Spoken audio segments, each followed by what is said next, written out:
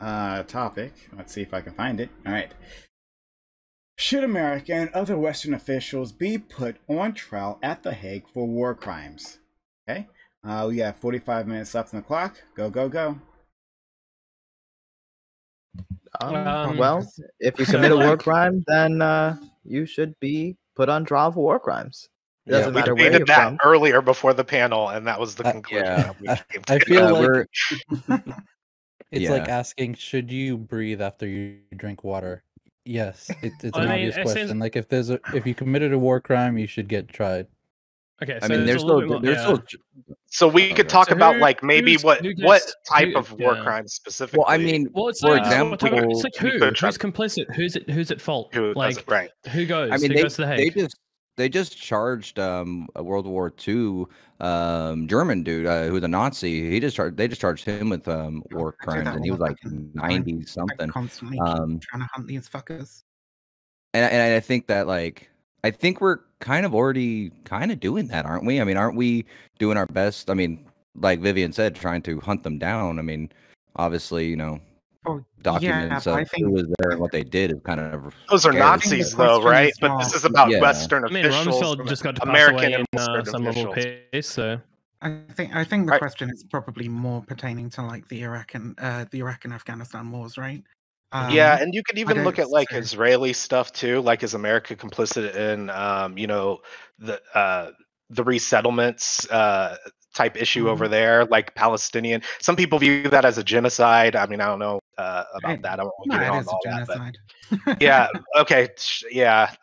We can debate that, but so then, okay, is the U.S. complicit in that? Do you then want to charge people for genocide in that? Is the U.S. complicit? So there's definitely international law that talks about occupying people and displacing the inhabitants of that area, pushing them out somewhere else, which is obviously happening there.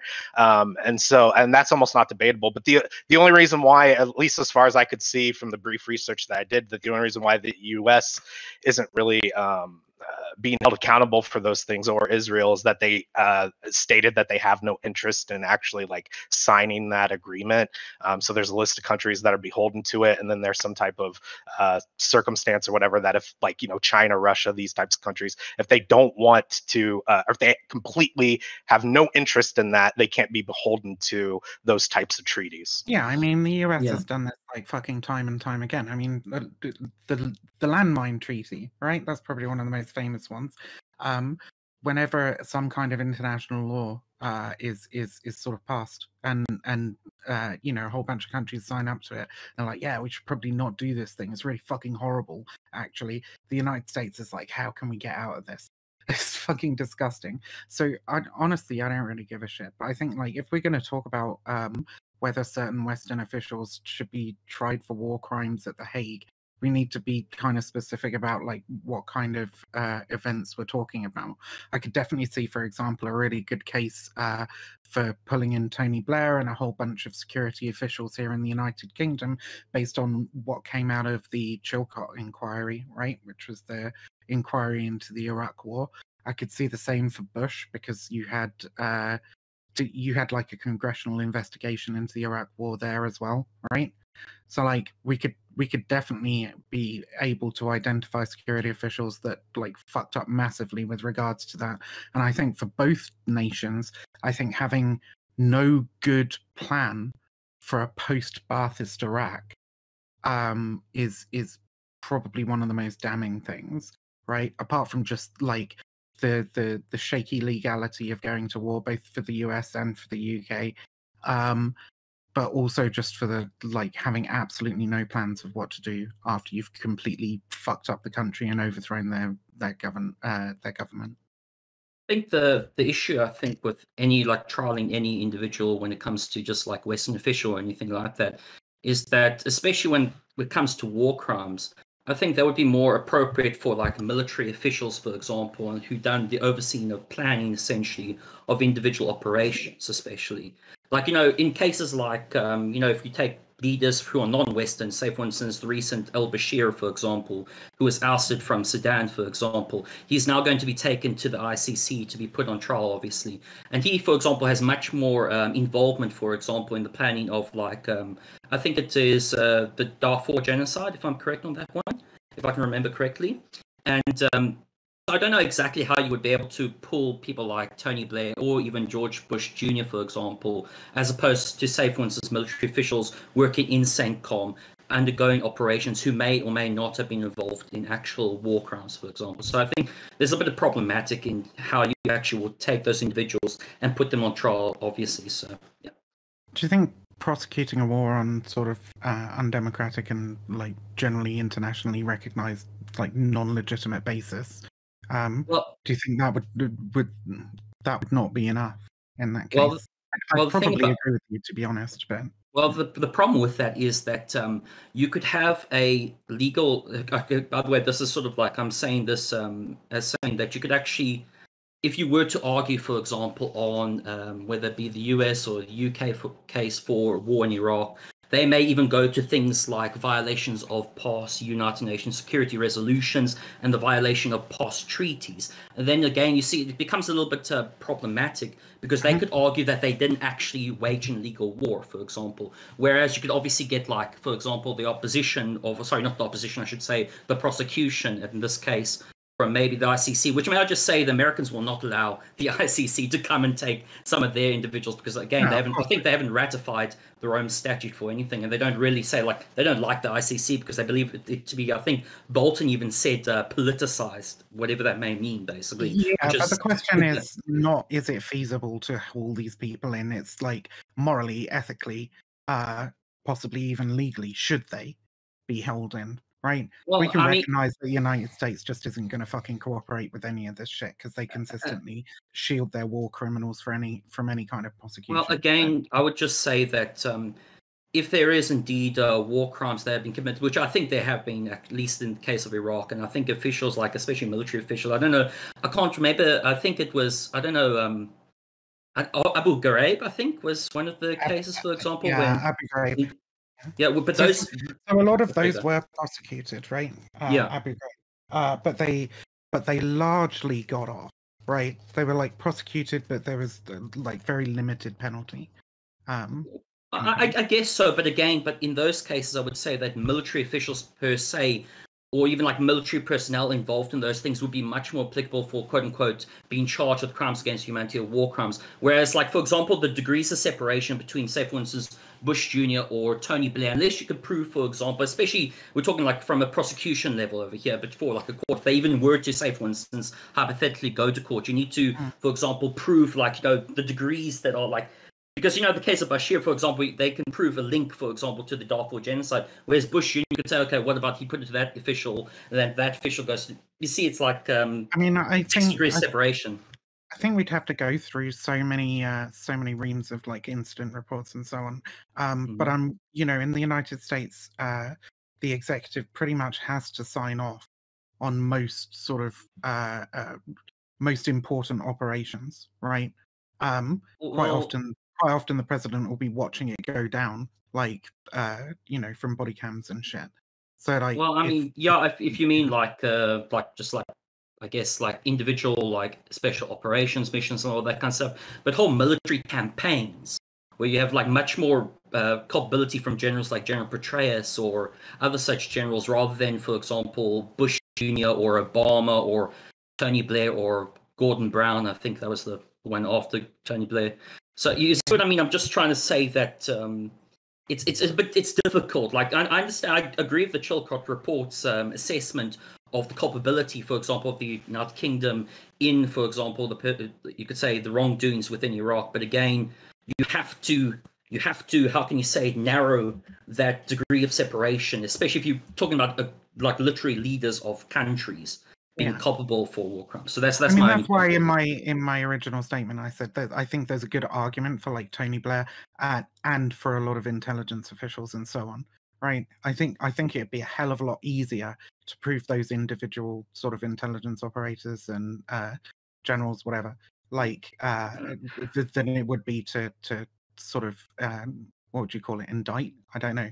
Call in the ex-leader of a nation. Like, again, I don't think it. To be totally honest, I don't think it's going to happen for Tony Blair or Bush Jr. I don't even think it's going to happen for Petraeus. And I can that's easily. That's why I said it's not about is it feasible. It's like, should it? Like, do we think they should? Do we think they bear enough responsibility in these things to be held to account for them? I think, to be totally honest, they bear obviously some responsibility. Again, I would say that in the case of Iraq and in Afghanistan as well, I think that we have like cases, for example, that have been tried before of individual crimes against humanity and so on and so forth. But as for the leaders themselves, like waging that war, I mean, again, they could always argue that actually they did have the legal mandate and they did have congressional approval, and they therefore have some form of, like, you could say, legal basis. Not saying that everything they did in that war is therefore all good and dandy. We can go home and say, like, yeah, we did a good job. Obviously, that's not the case, but I would just say that's hard to do it. I think this depends on what you just. I don't know. Maybe I misunderstood what you were just saying, but I don't think that you could like hold them accountable just for signing off on the war. You know, you would have to hold them accountable because they did or they knew of something specific. Like, hey, we're going to bomb this area and we're going to kill like this many civilians or whatever to kill like 2 terrorists or something. Like, we're going to kill like 1,000 people to kill like 2 terrorists or something like that, right? Like, we knew that we were like going to torture this guy to get intelligence about something, and then they know about that, and then they give their blessing or whatever, or they're just complicit in it and they allow it to happen. Then that would be the only time, but not just. This is why I said that the degrees of separation must be like you need to be limited amount of degrees of separation. You got to prove this X did Y, basically. You know what I mean? Beyond the tags, and then I think Nathan had his hand up. Maybe. Sorry. Not sure. Yep. I mean, I was just going to say, like, yeah, I mean, obviously, if someone does something, a war crime, I mean, obviously they should be charged. I mean, I think everyone in the panel will probably agree that if you do something wrong, you should face the consequences of that. But the problem also, too, is that, I mean, we not even including a war crime, but like, hey, who is at this area on this day or this year? And then we go through the system of special operatives, blacklisted names, and, midnight missions, stuff like that, where by the time that the public people get to decide if this is a war crime, because, you're taught about who gets to decide, essentially, and we're left with like almost nothing because, well, you can't know about this organization, you can't know about this operation we did and this and that, and we're not really left with much. So for the people, it's almost like we're not going to really ever know what really happened to really kind of decide if that is a war crime or not. And I feel like it's going to be kind of. Well, I mean, there's some obvious things, but then again, it won't really be up to the American people. I mean, I think that's where all the officials would have to, actually hold people accountable. And I think that, just kind of looking at how things are, I mean, I think that'd be kind of difficult. But yeah, I mean, I agree. We should hold people accountable. If you like you said, if to get one terrorist, you bomb 20 people. I mean, absolutely, we need to hold people responsible because that's just not one way to do it. And so, I mean, yeah, we should hold people responsible, but we need to also have a system that will allow us to hold people responsible with the actual details, I believe. Nathan? Yeah, I mean, I guess one of the more practical ways we can deal with these war criminals is start at the people who directly did a war crime. So take, for instance, what's his name? Edward Gallagher? Yeah, Edward Gallagher, who committed war crimes, who his own troops turned on him and reported him and all that stuff, who Trump pardoned. He should definitely be held accountable for his crimes. And then when we get those kind of people in trouble, then we can move up the chain of command and go to people like Trump, who pardoned him and allowed him to walk free with those war crimes. And that's going to be a long way to go up the chain. But like, we start at people that directly do the action, that are unquestionably war criminals. Yeah, and I think a lot of this stuff to go back on what Beyond the Tags was saying. I think a lot of this could probably be proven. I think that there's there's victims of these things that survive, and people who are there who see it.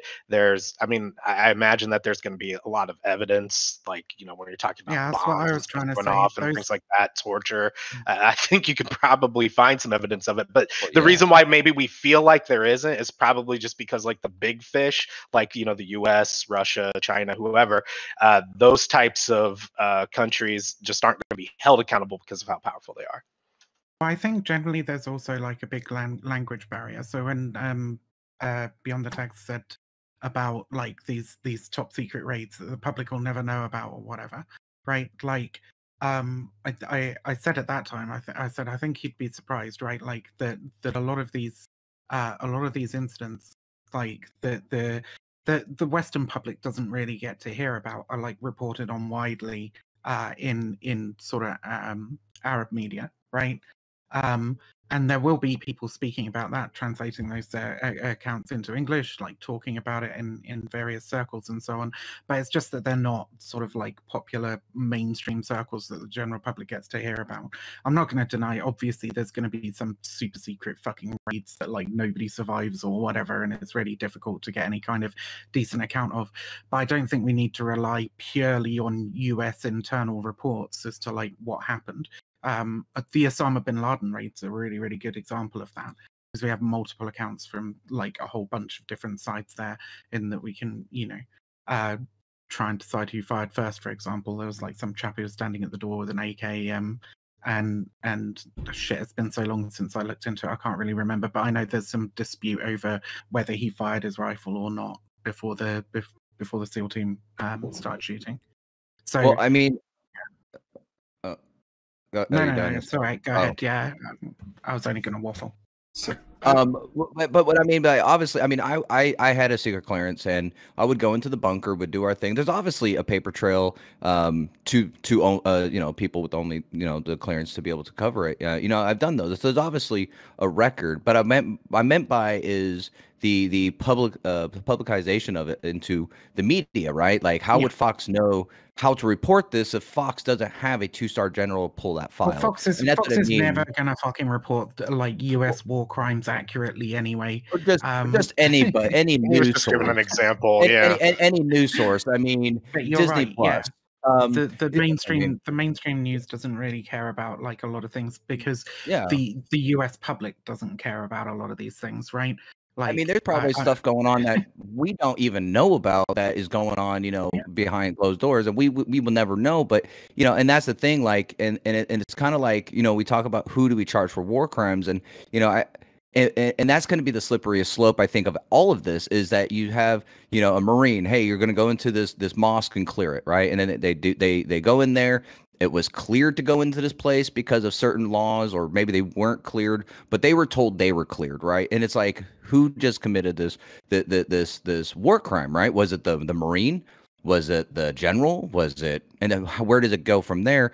And then we all know that it's going to be like, well, according to this section of this Geneva Convention, I'm covered for this reason, and then we drop it. And then the next incident, well, we can use this to do this, and I just feel like during war, I would hope that war crimes, but that it would be just kind of like this play on game that they know to cover their ass, right? Unless it's just a blatant, this guy screwed up, but it's like, okay, well, if that person screwed up, then we got him, and we need to do what we can to set an example. But would it really set an example when, I mean, these politicians, I mean, they can cover their ass in 2 minutes. I mean, that's why I think what I do in an extremely fucking amateurish capacity, and what it sounds like Viper does in a much more professional capacity, is so fucking important, right? Because you bring these kinds of perspectives and try and push them somewhat into the mainstream for people who are interested.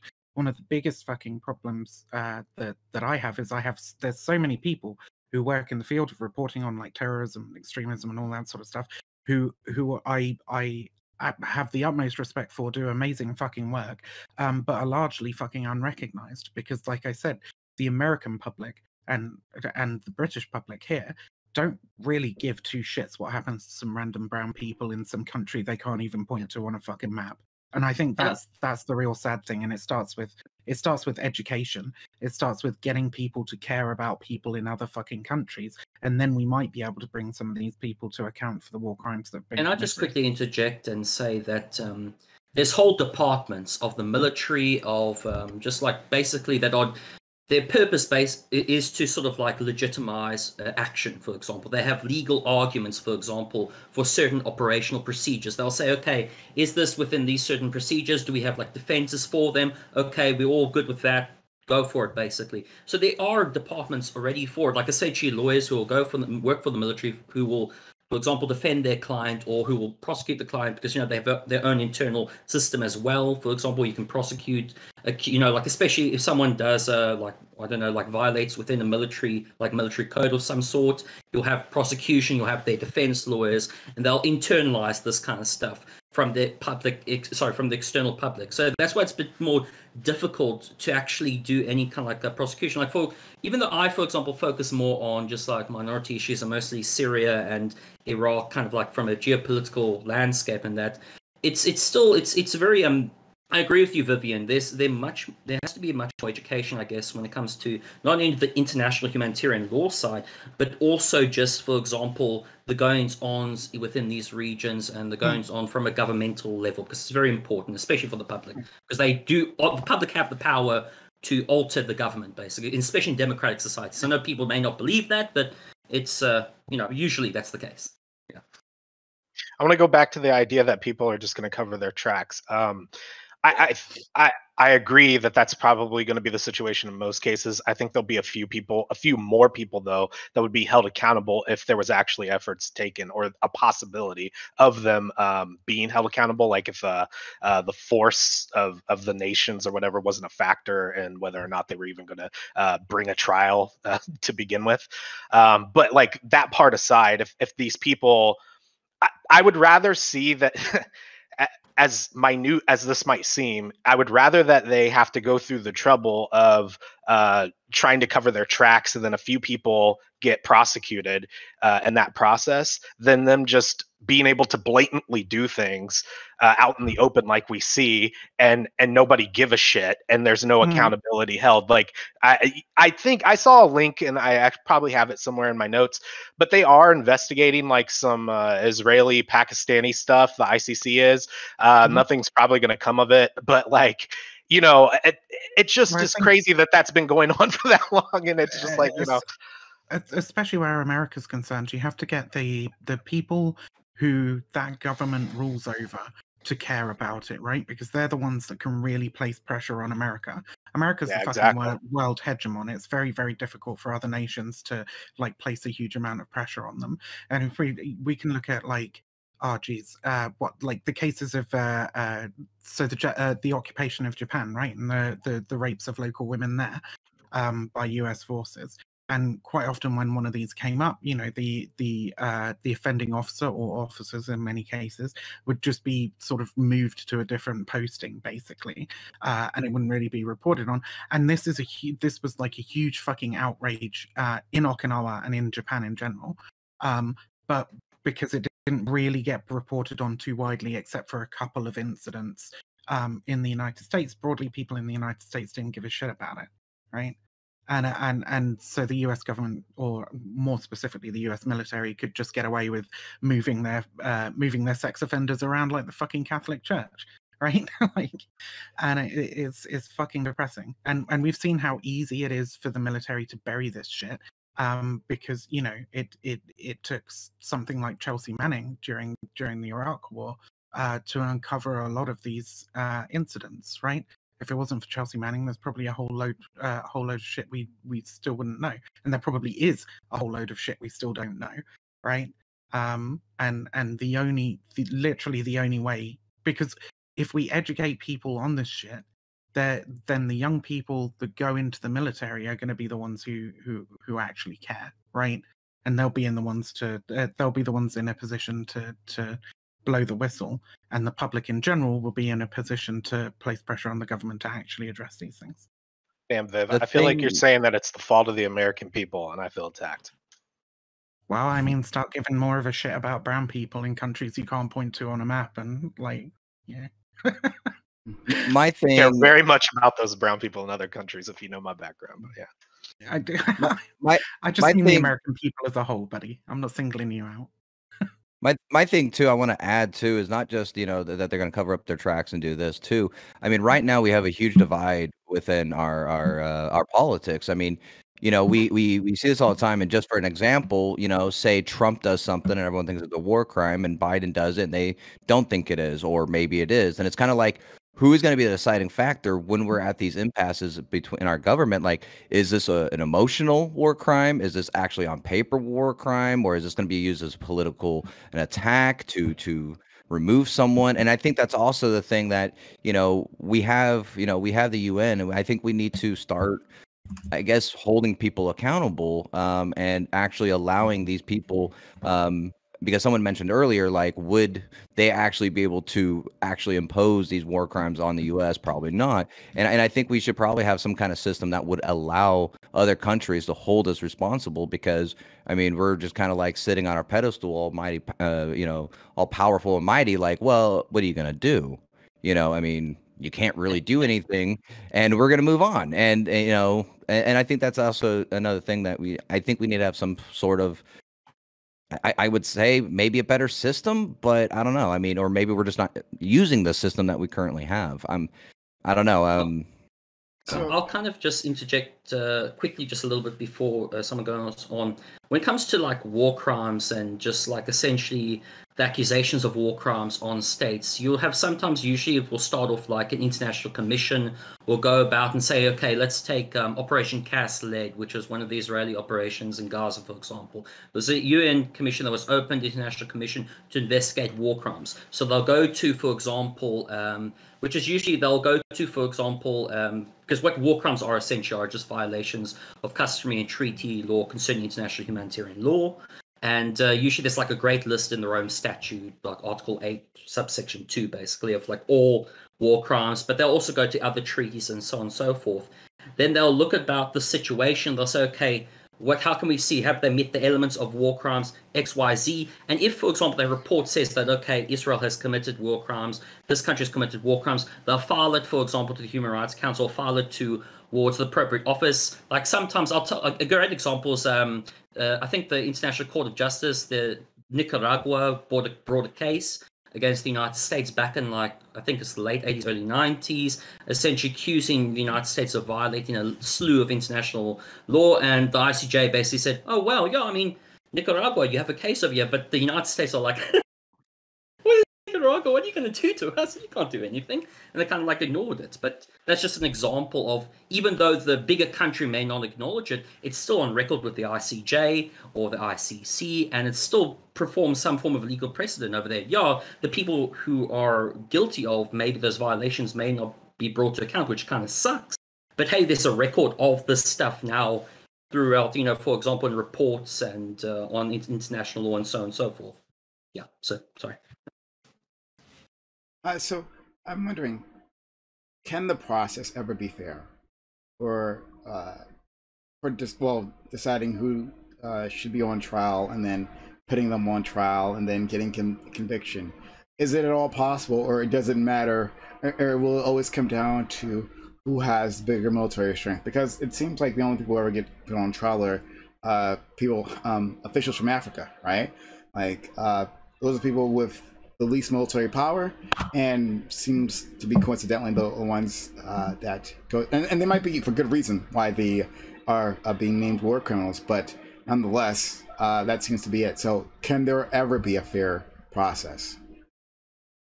In Africa, they managed to get actual fucking warlords, and in America, they usually the people who bear the brunt of any kind of prosecution, Abu Ghraib, really good example, are the foot soldiers, right? Like the lower downs, the grunts, that may have committed those horrible atrocities, but didn't necessarily coordinate them. And I think it's far more important to get the people who coordinated it, because if you don't pull that shit out by the root, they're just there. They can just keep doing it, right? It doesn't matter how many different grunts they bring in. Okay.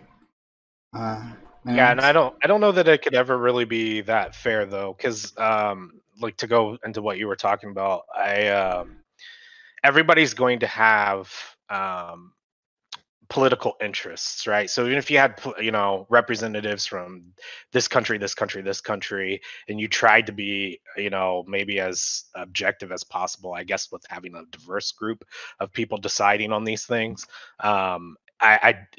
people's or those countries political interests are going to affect those decisions, I would imagine. Yeah, I mean, I'll just chime in right now with the current thing with Israel and the Palestinians. I mean, the political interest is to keep our ally Israel, right? I mean, that might be just one of the benefit of why we might turn our back on this or that if there was a war crime. Not saying we should, but I think that like not just the more powerful, but the more beneficial, the more profitable that XYZ person could benefit from this situation. Maybe a better peace treaty, maybe better trade after, oh, you did this to us, so we want this in return. And will it be fair to those who were, the foot soldiers or the person who actually did the war crime and not charged, but someone else took care of it for them, and they will actually never see consequences for the behavior, and they'll just kind of continue it and continue. Oh, well, the government got me. We'll just throw some more gold their way or something like that, and be on our way. So I think it's kind of, I think it's just like politics. I don't think politics in general is fair, and whoever benefits the most or will end up on top. I believe it's always going to be unfair to those who are caught in the crossfire. I believe. I mean. Yeah, and I think in terms of geopolitics, there's a bit of a cliche to say the history is written by the victor, but like, yeah, the winner of like a war, they get to decide who the war criminal is. Like they, I mean, and a lot of the times, like in the case of World War II, we did get actual war criminals in trouble, but in other situations where the U.S. does something wrong, I have no idea how the international community can get us to like fall in line and turn in our war criminals, for example. And we look at like certain rulings by the international community. They say, "Oh, these settlements in Israel illegal," and then we're just like, "Okay, Israel, go ahead, do it anyway." So it's just like I genuinely have no idea how we can get like American war criminals in trouble, or Western war criminals in general. And didn't recently, I mean, I might be mistaken. Didn't we trade to like one of our war criminals for their war criminal or something like that? Like, I don't know when it was, but didn't we end up doing a trade to another country or something like that? I mean, I don't remember. I don't know anything about that. I don't know. I don't know. Top of my head, I was like, wait a minute. I don't know. But well, I mean, the thing about it is that the international legal system, as you know, it's less than 200 years old. It's a very kind of new and recent system. Like, yes, we have customary international law that predates, like, the founding of the United Nations, all this other kind of stuff. And before that, it was just essentially empires deciding, okay, we have this like very thin, quote unquote, system that we kind of all agree on. So here's how we're going to do it.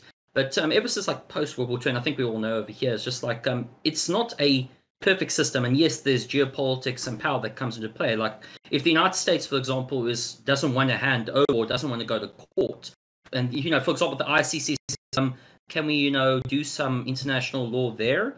And the United States is like, no, and the ICC is like, oh well, because that's just how it works. Because at the end of the day, the state has to like kind of come to the table and agree to sort of this arrangement of the court. And I know that's in an ideal world, you would think, oh, well, we have to have this power to go over there. But this is where the power politics comes into play. So I do think, well, I agree with the other people who've said that, power politics do play a huge role. I also think that the international legal system has gotten better over time, and it is getting better over time. So I think that it's just small incremental changes that are really will contribute at the end, because we may think that maybe like, okay, today no one's going to try or convict the people during the Iraq War of all this other kind of stuff, but then maybe in 50 years time, for example, a tribunal will be opened or something like that to the survivors or whatever, and then there'll be actually a court case or something like that. So I don't want to be like a little pessimistic or that, but it's just this is the system, this is the globe that we live in. So. Well, some of what you brought up earlier. Oh, go ahead. No, go ahead. I was just gonna say some of what you brought up earlier was really interesting too, just about there being a record of these crimes having been committed. Even if nothing really comes of it, I do think that it politically, because we've been tying this to politics, at least in the U.S., it might actually matter if there's an abundance of war crimes during this presidency or during this war campaign or whatever, and that's going to affect how people vote, and then it might actually shape how some of those conflicts are engaged in. So there could be some benefit to that, and that actually might be the progress that needs to be made. That's kind of realistic. Like right now, for example, something that I'm trying to advocate, as well as actually NGOs like YASDA, for example, are advocating for, is for some form of a tribunal to be set up for Daesh war criminals who killed and raped and murdered and tortured Yazidi people, because there's still survivors to this day. And now the United Nations has acknowledged it as a genocide. The problem is not many other countries have voted it on it for to be classified as a genocide, which is the next step.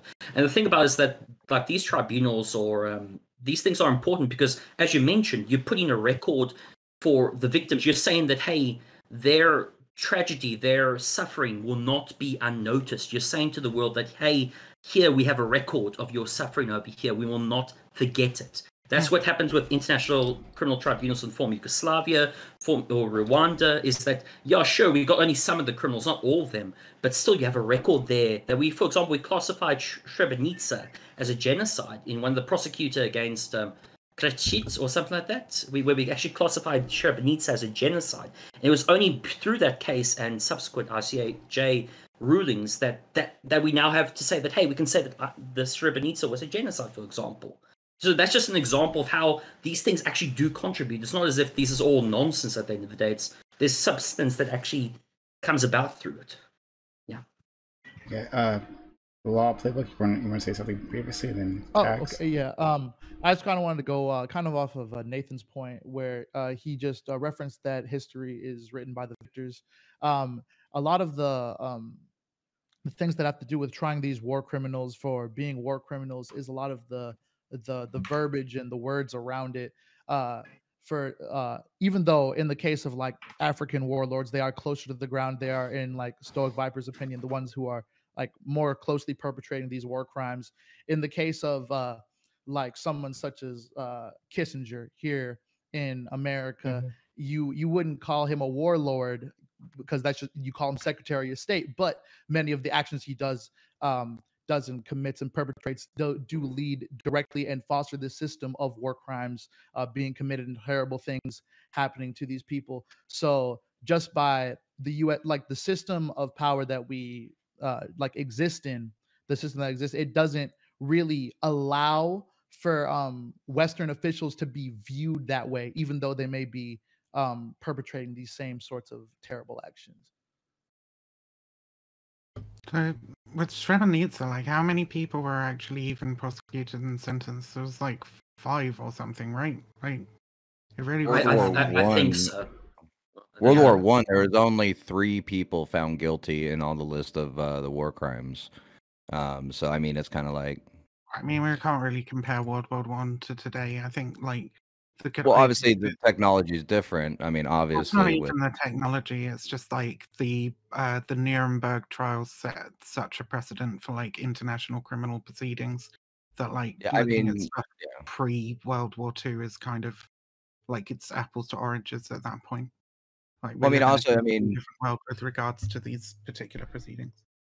Well, I mean, and also with the way that our technology is growing too, I mean, we can almost start putting as a war crime, it might be, I don't know, I might misspeak on this one, and we might put surveilling another country or another, government, right? That might, there might be other war crimes that we add to this because it takes incidences to start adding to the list, like with Hitler, World War II, gassing people would have been a war crime, right? Rape, mass murder, genocide, deportation is on there too. So you have a lot of different things, and with our technology growing, we might start adding to that. And say the United States, we have the technology, and we go against, say, another country that's third world or whatever, and they don't have that same technology, it's like, well, everything we kind of do would be, X, Y, Z. So it's kind of interesting how all these countries were not in the same playing field to start with, and it's I don't know, it's kind of country. There isn't any country on the same playing field that the US would probably go to war with. It's possibly like covert operations. If you look at like Russia, so what Russia has done with like poisoning political dissidents overseas and so on, dropping their fucking, was it Novichok they used in Salisbury? Whatever, it was some kind of radioactive material. They used Novichok for a reporter at one point. I remember watching. I think it was Litvinenko died from Novichok. But anyway, so like, but it's really, really difficult to like think of any kind of conflict between two countries of equal power to the fucking United States. That's obviously not going to happen. But just to what Viper was saying, like, I'm not sure that, I mean, obviously it's a good thing that these genocides get recognized, right? And they should be. But I'm not sure that that is really justice in any kind of shape or form.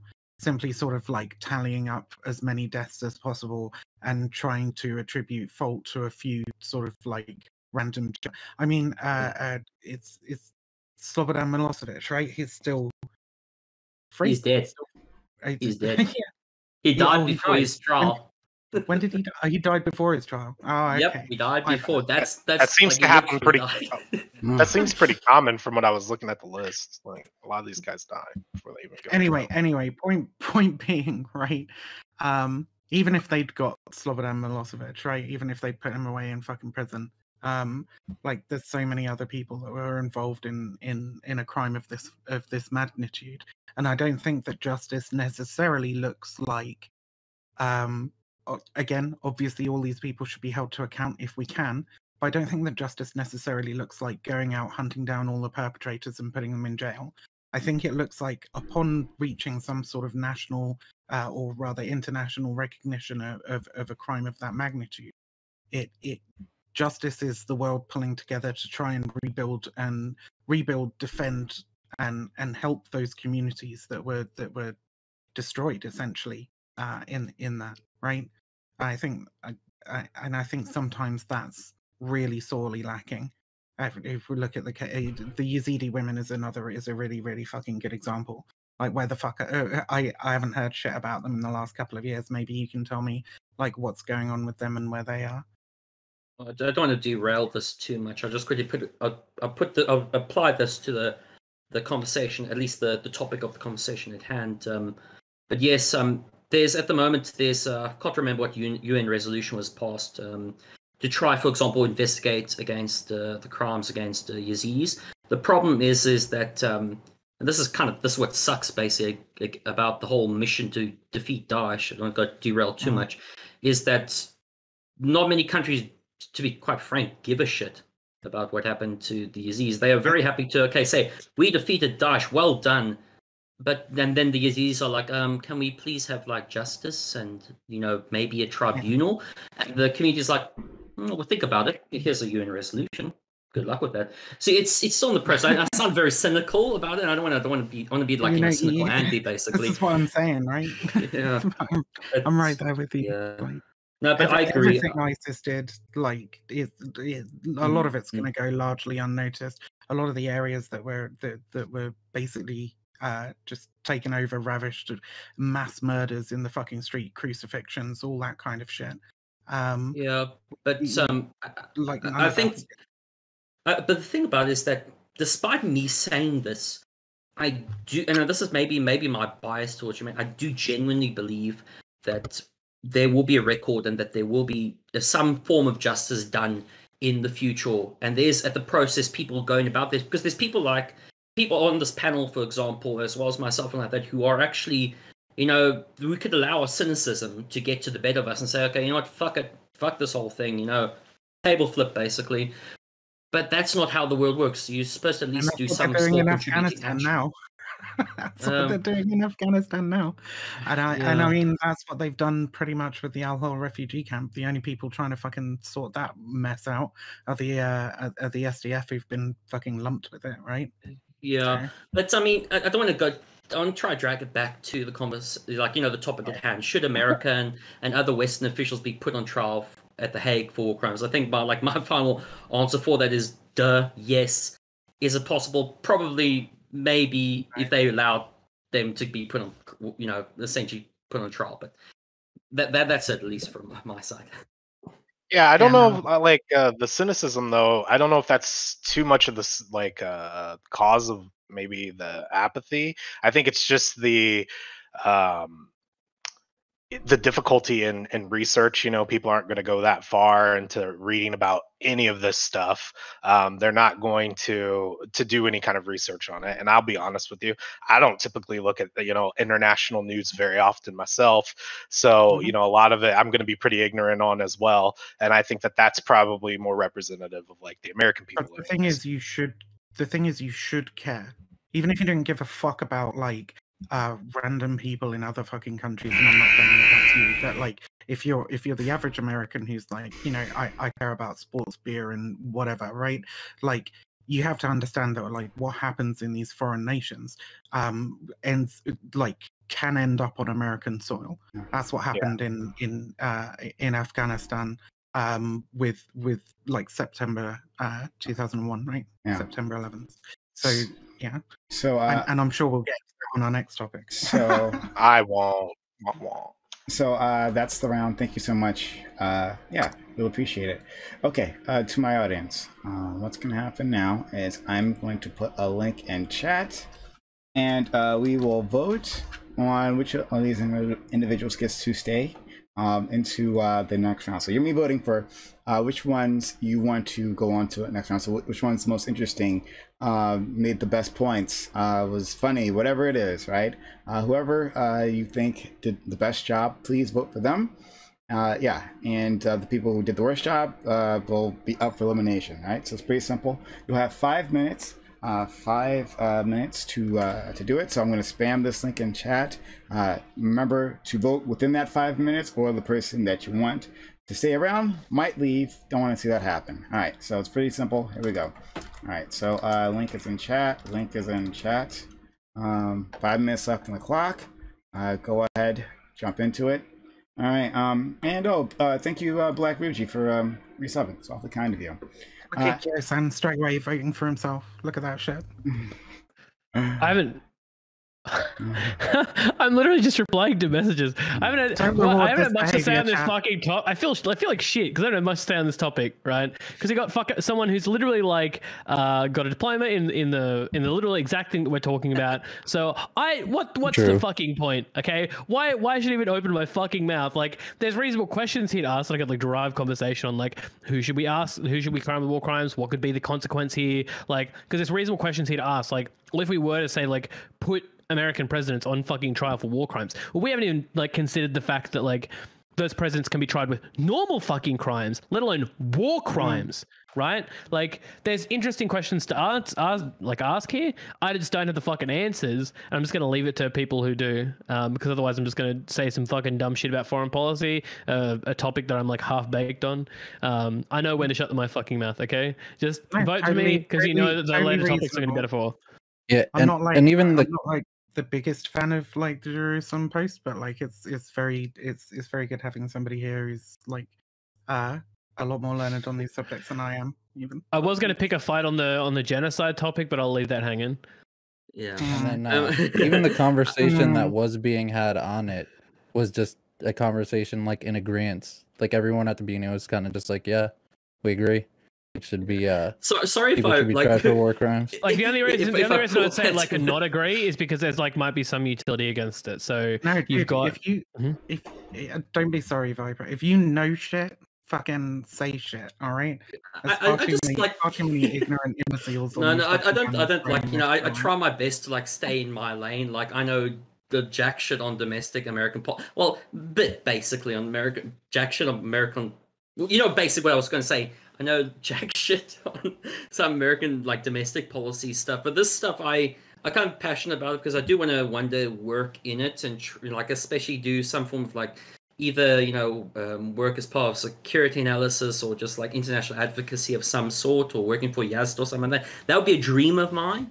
So for me, it's sort of like this stuff is good practice, and I write for the Jerusalem Post. I actually send opinion pieces, so I don't want to actually say that quote unquote I'm like quote unquote hired by the Jerusalem Post. I actually send literally opinion pieces to them, and I have a great editor, for example, who will just say, "Okay, this is good enough." And sometimes I won't get stuff through, and it's like, okay, but it's like I want to do like contribute something. You know what I mean? I don't want to like just watch things go on. I just want to contribute something. To be fair, I mean, I said I'm not the biggest fan of the Jerusalem Post, but I recognise that like not every writer's going to agree with that. To everyone, sorry, to my audience, everyone, now's the time to vote. We have 2 minutes left on the clock, 2 minutes left on the clock.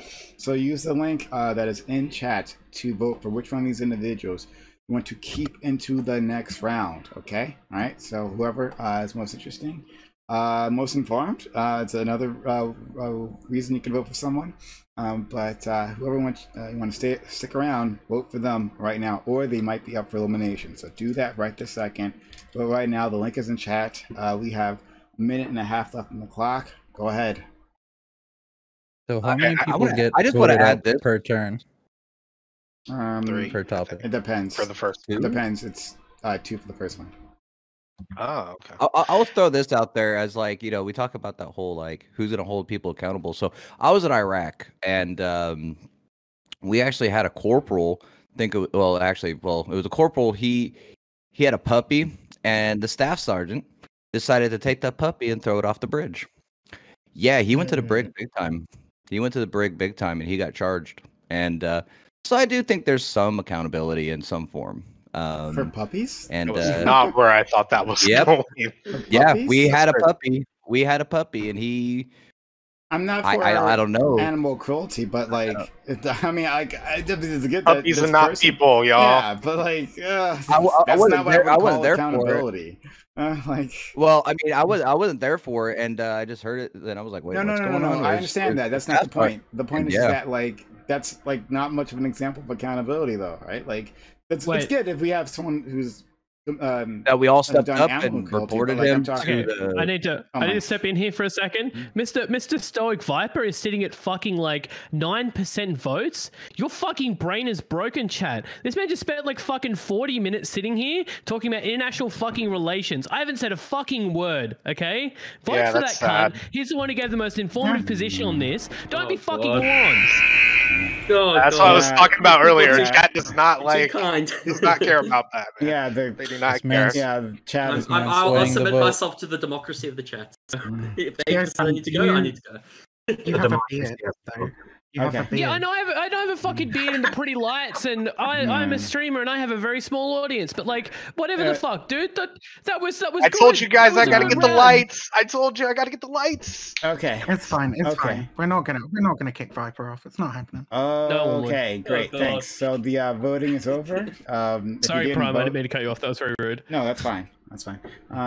Yeah. So voting is over. If you didn't vote for the person you wanted, well, it's your fault, not my fault. So we'll go into the elimination round now.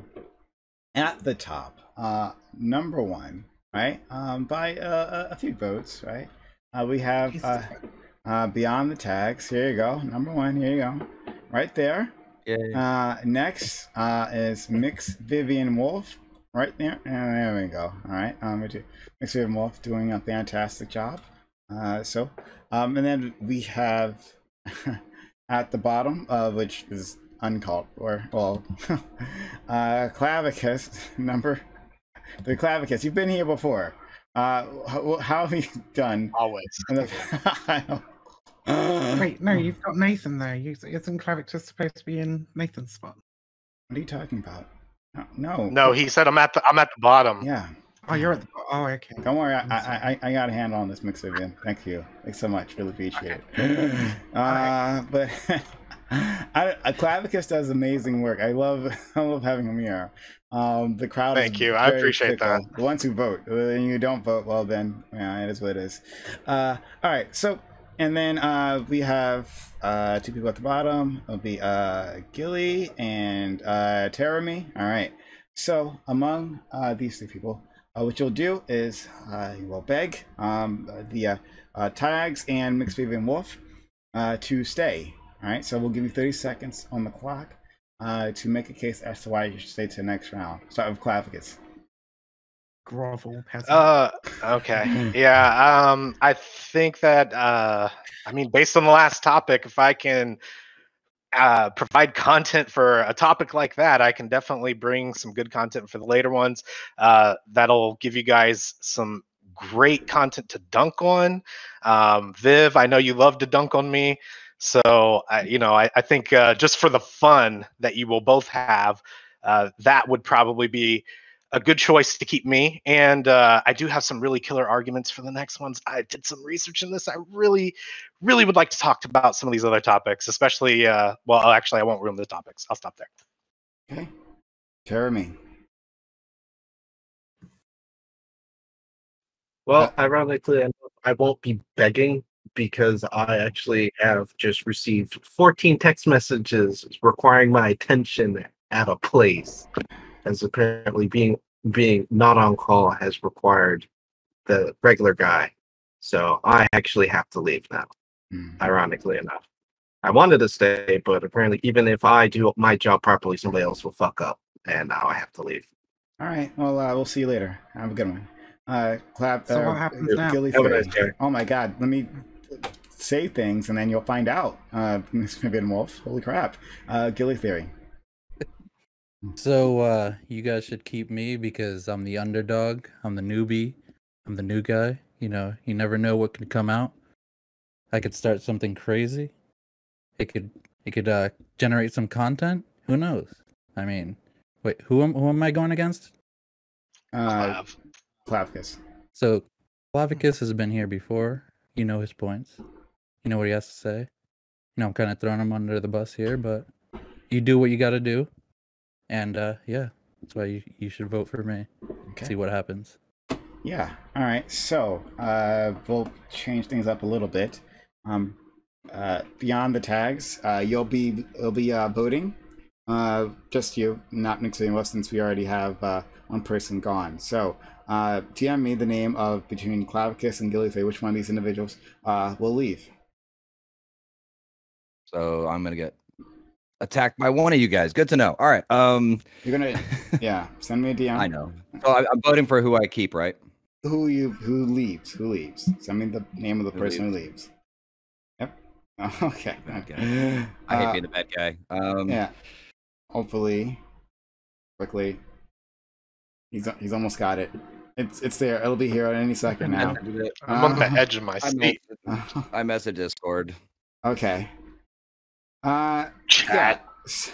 Yeah. So, so he has voted for Clavicus to leave. Okay. All right. Well. It's his first time here, and it's his first time here, and it's not his first time here. No, it's my third time, and for the third time I didn't make it through the first. Oh, the other guy's first time. Billy's first time. I even said we should keep Clav at least past the first round, but then it came down to that. I was like, oh my God. Anyway, Clavicus. It's all good. It's all good. I'm sorry. Don't hate me. Okay, so Clavicus, what are your last words to everyone here? It was fun. I appreciate the invite as always. We will make it through the first round at some point. I don't know when, but I probably need to come into the open panels a little bit more because I don't think anybody knows who the fuck I am. So, but thank you for having me, Prime, and chat. I'm very disappointed, but that's okay. You got this, Clav. Always a pleasure, friend. Yeah, nice talking to you. Have a good one. All right. See you guys. Great. So we'll move on to the next topic. I can pull it up on my screen. You would think I'd have these things in front of me. I never do. Okay. So, topic 2. Was it a mistake for Biden to pull out of Afghanistan? Considering the inevitable Taliban resurgence and the degradation of America's ability to project force in the region, was there no other way? Is the cost to the Afghan people too high? 35 minutes left on the clock. Go ahead.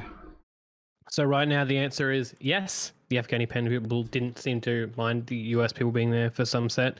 It seems like there was stuff that was left undone the US needed to do while they were there. There's a threat to women's rights right now going on in Afghanistan. It's absolutely the case the US should have stayed there for a little while longer. I can understand why, and the US should probably not stress as much about its projection of power into the world. But right now there is a lot of shit in Afghanistan that would make it a melting pot for a problem in the Middle East, where the US is currently trying to establish some level of peace. So.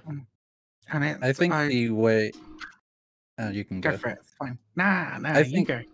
I think the way Biden decided to do it, where he's pulling out, but he's still sending resources and he's still providing financially for the Afghan government to help, I think was the best possible way to do it. The Afghan government says that they can handle the war themselves. They should be able to do that. And I think just pulling out and not providing any type of services or sending any type of money after all these years would have been a mistake. But I think the way Biden did it was perfect. However, I mean, the Taliban have already taken over what they have administration of something over 100 principalities or whatever the fuck you want to call them now, right? Mhm. So they've already taken over a huge fucking swath of territory, and I think we've been there for 20 plus years, and there's people who are in the military now that weren't even born when we went in there. It's like we've been there for so long for what? Turns out guerrilla wars are really hard to fight. Okay. And look at what happened. Look at what it looks like before they went in, right? Bush went in as a reaction to September 11th because the Taliban they refused to hand over Osama bin Laden, basically, right? They were demanding proof that he was involved in the attack. And so Bush sent in the fucking troops. But prior to that, right, we can see exactly what a Taliban government looks like. And a Taliban government looks like fundamentalist Islam, right? Women's rights curtailed, people's rights in general curtailed, their ability to consume certain media, anything, basically, right? If you look at the most totalitarian, fundamentalist Islamic states in the world, the Taliban is the Taliban between 1995 and 2001, I think, were that, right? And even if you don't care about the massive blow to human rights that is almost definitely going to cause at this point, right? Because I don't think that the Afghan government can stop the Taliban taking over a huge swath of the country demonstrably. Even if you don't care about that, right? You have to remember that the September 11th attackers, at least 2 of the hijackers, I believe, trained in camps in Afghanistan, right? Al Qaeda and the Taliban have a long and fucking storied history.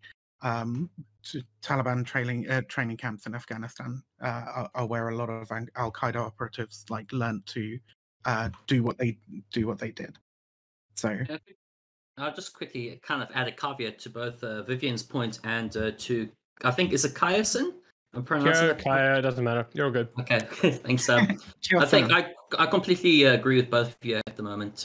I think, for example, the intervention into Afghanistan was justified and it had led to progress for the Afghani people. And the Afghani people have had especially developments in the realm of women's rights as well as infrastructure and so on. And I think, for example, the way that the Biden administration is actually pulling out is actually in a poor way because, yes, there's a settlement. There's a agreement between the Taliban and the US government. However, there's not an agreement between the Taliban and the Afghan government, which is the most crucial aspect. There's not become an agreement between the two. And in fact, the Taliban have no indication that they want to have a settlement. Instead, they're increasing their attacks. And the last year alone, they've upped the increase. I think something the crazy percent of 75% increase. I have to find the stats on that because I read it about a while. Was it 1,800 civilians dead so far this year? Plus, which is a 75% increase or so. Not just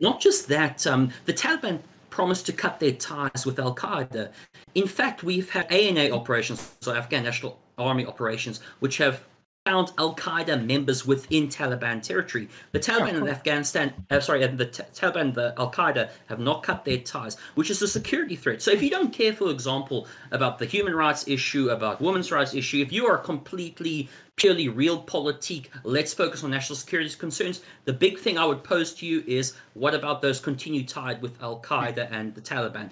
And if you leave those, for example, to fester, they may have create a security situation similar to that of prior to 9/11, which we all know what happened because of that continued relationship. Essentially, the Taliban allowed Al-Qaeda to operate from its borders, and this, of course, led to the events that we know later. So this is what I would...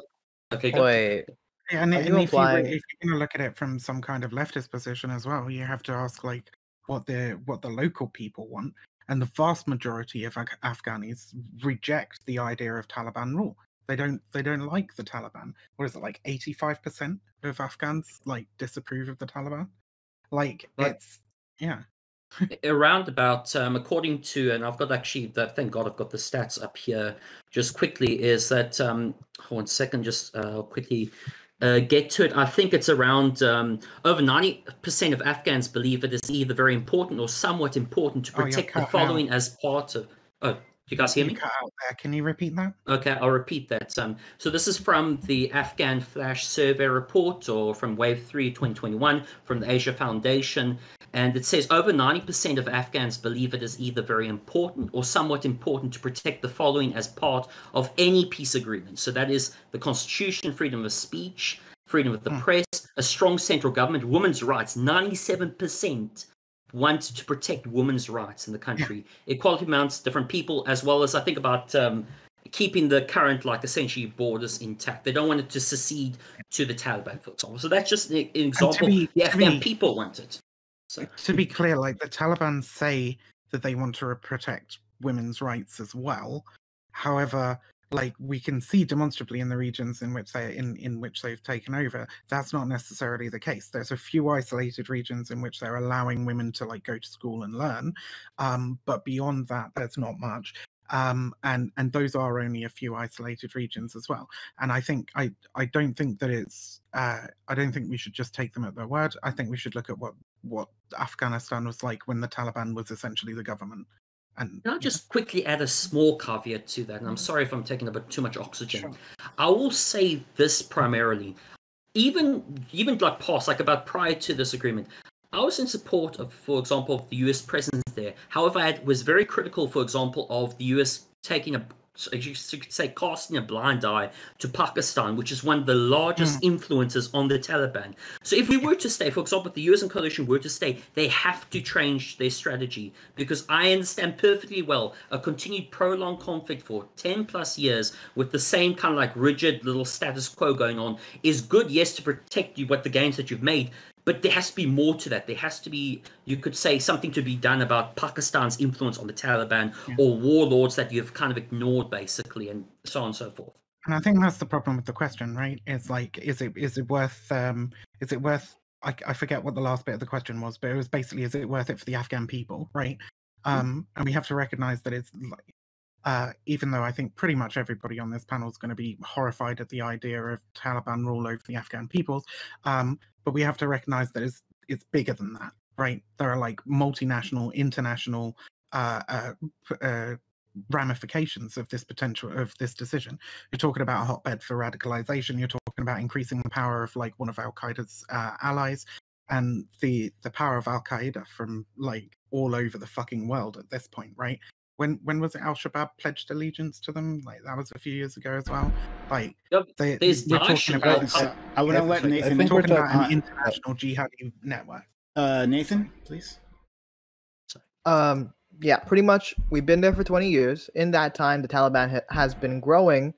So what is a continued U.S. president going to do? Trump was president for 4 years. He increased bombings everywhere where we were dropping bombs. And it still had the Taliban rising. So the current strategy wasn't working. We're getting warnings of... for 4 years, though. Like, well, yes. But like pretty much what I mean is like you could do something like increase bombings. You could do something like continuing the presence. And the Taliban's going to continue to grow. So we get warnings of the continued growing power of the Taliban. That's the thing. Yes, they have. No. Yeah, they have. Think about the. You want to even like look. You have to think about the logistics. If you think they continued to grow from the point at which at one point they were in almost entirely the government in and of themselves, I'm sorry, this is just revisionist history. No, I mean, so you have to recognize American policy has yo-yoed on this shit, right? Like, especially under Obama. Obama tried to pull out a whole bunch of people, then decided he wasn't going to pull out people, then started putting people back in, and started like ramped up drone strikes. Right. To, like, So I would want to know what the logistics are on getting, like, what is the end game and how long it would take to get there. Because if we've been there for 20 years, killings are increasing, the Taliban is getting bigger, they are having very minor gains. I think at the end of the day... Wait, real quick. I made the claim that it's been growing in influence. I mean, that's not me, Nathan Galeng, making that claim. That's the Brookings Institute. You can go argue with them. Since 2017, the Taliban has controlled 3/4 of Afghanistan. Like, they have control of the land. Look, I don't like the Taliban. So when you to be clear, let me finish. That's a very different claim from the initial claim. Wait. That's a very different claim from the initial claim. They have been growing in power, and our strategy isn't working. That's saying the claim. They've been growing in power over the last couple of years. It's very different. They've been growing in power overall. It's a very different claim. Yeah, overall they have been growing in power. Because there's been a severe reduction in U.S. resources in Afghanistan over time. Yeah. I'm sure there was a significant reduction under Trump. I'm sure that's been a thing. But real quick, my big point that I want to make is I don't like the Taliban. The Taliban isn't run by good people, and all the concerns about like women's rights and all this stuff is legitimate. Though if the strategy that we're currently doing is not working, and we already have countries. The strategy we're currently doing is like slowly reducing resources in the area and then pulling out, right? No, we're fighting against the inevitable, which is us eventually pulling out after wasting even more resources trying to do basically what. No, and then these same things that we're worried about happening now. America has military bases all over the fucking world, my dude. I know that. Yeah, exactly. So the idea that America can't sustain some kind of presence in Afghanistan in order to say that they can't sustain the Afghani it. government. I said that inevitably we're going to pull out because this is going to keep going, and then we're going to be in the same exact situation that we are now. When we can just pull out now, provide them with resources and funding, and help their government be able to protect their own country. For the last 20 years, exactly. So, I mean, one of the things I'm gonna, So I'm just kind of listening to you guys. So I personally, like I said, I did 3 tours over in Iraq, and now I know Afghanistan, Iraq's 2 different places. I wanted to go to Afghanistan, but too broken to go. And, just with the kind of the generalization of Afghanistan, I've never really been there myself, but the idea that we're talking about the Taliban, and we're talking about this, and we're talking about this, a lot of people are kind of not understanding that the fact that a lot of this comes from religion. I went over there and I did train a lot of the Iraqi army, and yet they were still having firefights with their police officers. We've been there for how long, and we haven't gotten anything done. They've been fighting for 1,000 years. 1,000 years. We go in there and we are pretty much maybe trying to help with good intentions, but what has the United States actually accomplished? I mean, maybe they helped install a government that recognizes all of these fucking human rights, right? Like, I'm not going to deny. Okay, so the point that you made that is super, super relevant, right, is that we're essentially in conflict with a network that you could call like international jihad, right? Like the same people from the same people from other Middle Eastern countries who came to Afghanistan to like train in their camps and so on, that like joined up with Al Qaeda and the Taliban. Like this is an international network of jihadis, right, that we're dealing with. Oh, really? And you're absolutely right there. But like allowing one portion, and quite an important portion actually, of their territories for them to regain control of. like it's not the way to go. I don't think in combating that. Okay, well, as I was saying, can I finish? I just want to finish real quick. Is that we played this little pony song and dance already. We've done this in Iraq. We've done this here. You know, we had Syria and Iran. We had all of the connection, because the Taliban isn't just one place. They're all over the place, right? And exactly with the pulling out, I don't think there's any right or wrong answer to this. I believe personally, we just need to get out. They've been fighting amongst themselves for 1,000 years. Even with us there, they're still fighting amongst each other. We had the Taliban attacking the army. So the army what attacking causes the fighting police. What do you think it's just religion that causes this? Highly, but it's more radicalization. So of why the do you think we religion don't have this religious issue in the first world? Well, what I'm saying is that they took the religion, they morphed into a radicalization to allow them to take over territory, take over resources, and do whatever they really want, essentially.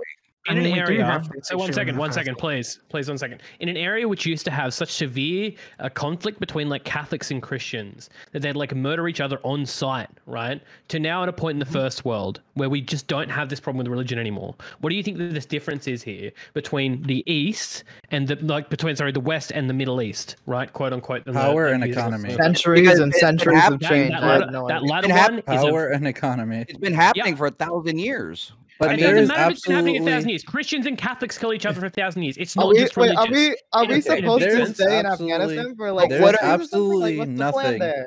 Okay, but fine. Yeah, all right. The US already made positions during that time in Afghanistan to help fix for these problems. So a really good example of this was trying to fix fucking infrastructure. Afghanistan has fuck all roads, right? Like people would be surprised at what kind of multiplier on an economy actually having decent infrastructure would have. The reason why when the US was there, one thing they tried to do was build a highway between Kabul and Kandahar, right? Because if they were able to complete that, what would happen was it would fucking launch Afghanistan's economy into at least the current century, right? So one thing that needs to be done there, one thing that US intervention has been good there for and still needs to go back and do and is leaving undone is creating that ring road around between the 4 large cities in Afghanistan, right? And this is one of the things that the Taliban went out of their way to consistently bomb and re-destroy at massive cost to them because they're incredibly worried about the economy coming to the first world nation. So how long would America... Most of the land that you're going to build the highway in is controlled by the Taliban. How long would America have to be there for everything that they have done to be completely irreversible the second we pull out? I really would like to know that. I really would like to know that. You said that they're bombing roads and shit. The second we get out, it'll go right back to the same. Unless they can eliminate the problem, which they cannot do. You need strong infrastructure. You need a strong, resilient government, and you need a populace that is willing to reject that kind of radicalization. Can I just quickly interject? Okay, sorry, Vivian, you go. Sorry. When Kyo-san said we don't have these problems in the first world, we do have these problems in the first world. We have the Christians, the Protestants and Catholics. That still fucking happens in Ireland, by the way. Fair point. But like, but you know, we do have radicalization being a serious fucking problem in the United States, right? But we haven't seen the complete overthrow of like large portions of the United States because the infrastructure, because the government has enough power, enough control over the territory to be able to hold it from happening, and the populace is resilient enough to radicalization that like not quite enough of them yet have managed to come together in order to make that a reality. But yeah, Viper. Can I just quickly just say that when someone said, I don't know, someone said, maybe, I don't know who it was, that said like basically no progress has been made in the last 20 years. That's factually incorrect. We have increases in literacy rates. We have increased, for example, in the amount of children being able to go to school. We have increases in infrastructure, GDP. We have increases, for example, in, I know someone says like, quote unquote, the Taliban is growing or something like that in the last like fucking 5 or 6 years. That's bullshit. The Taliban has not had the same amount of control it had prior to 2001. It's getting more control because the US and coalition is withdrawing and reducing that amount. Now, someone mentioned about like, you know, pounding for thousands of years. Well, technically the ANA, for example, says Allah Akbar. They believe in God. They believe in the same God as the Taliban do. But the ANA don't like the Taliban. The Taliban kills their children, kills their relatives, kills their loved one. They will still fight against that person, even if they believe in the same God. Doesn't mean just because you believe in the same religion that you're going to sort of like go, okay, we all slapstick together, what the Taliban believe in is an extreme version of their religion, and they want to persecute against not only ethnic minorities but also just women in general, as well as dissidents and those quote unquote who have helped the quote unquote occupying forces. A lot of Afghans, for example, right now are taking up arms against the Taliban. And yes, the Afghan government is very confident saying, okay, we can do it. And I agree. Like, the current strategy They for the got a last fucking 20... women's brigade, dude. That shit was based. I mean, I don't terrible think that they have to do it, but it's great to see them. I don't think a single person said that there was no progress. I think what we said is that there's minimal progress and it's extremely reversible. And also, so how much has the Taliban decreased? I would like to know. Well, if you compare it to when it was controlled in prior to the intervention in 2001, sorry, and its current control, yes, it's been gaining territory rapidly, but the control is not at the same level it was prior to 2001. The whole aim is to try to stop it. So they're gaining more territory. Yes, because somehow by losing control, losing power. Yeah, and it's not just territory, right? You also have to look at like the attitudes of the people that have grown up for the last 20 years and like during the time in which the Taliban has not been in control, right? Like when the Taliban was in control before, like the populace was like, I mean, mostly suppressed, but like largely supportive. Now they have the freedom to reject a lot of the ideas that the Taliban propose and put forward, right? So what we need to do is give them the tools to resist Taliban rule. Yeah, they could do that with money and just like not having to be in there. You could just do it financially. Money, weapons, infrastructure, learning, education, right? Like all of these things, which we've slowly been increasing in the region, which we stand to lose if we just fucking pull out completely. All those things you said can be done without the military occupying. Let's go to Nathan and Tax. Yeah, so I reject this notion that the Taliban's only been growing because U.S. presence is less. Yes, perhaps we do have less ground troops than our peak, which was like at 100,000 or something like that, according to the Brookings Institute. Maybe we have whatever tens of thousands now or a couple thousand now. But it's not like our presence is less. We've been increasing bombings. The U.S. dropped a record number of bombs in Afghanistan in 2019.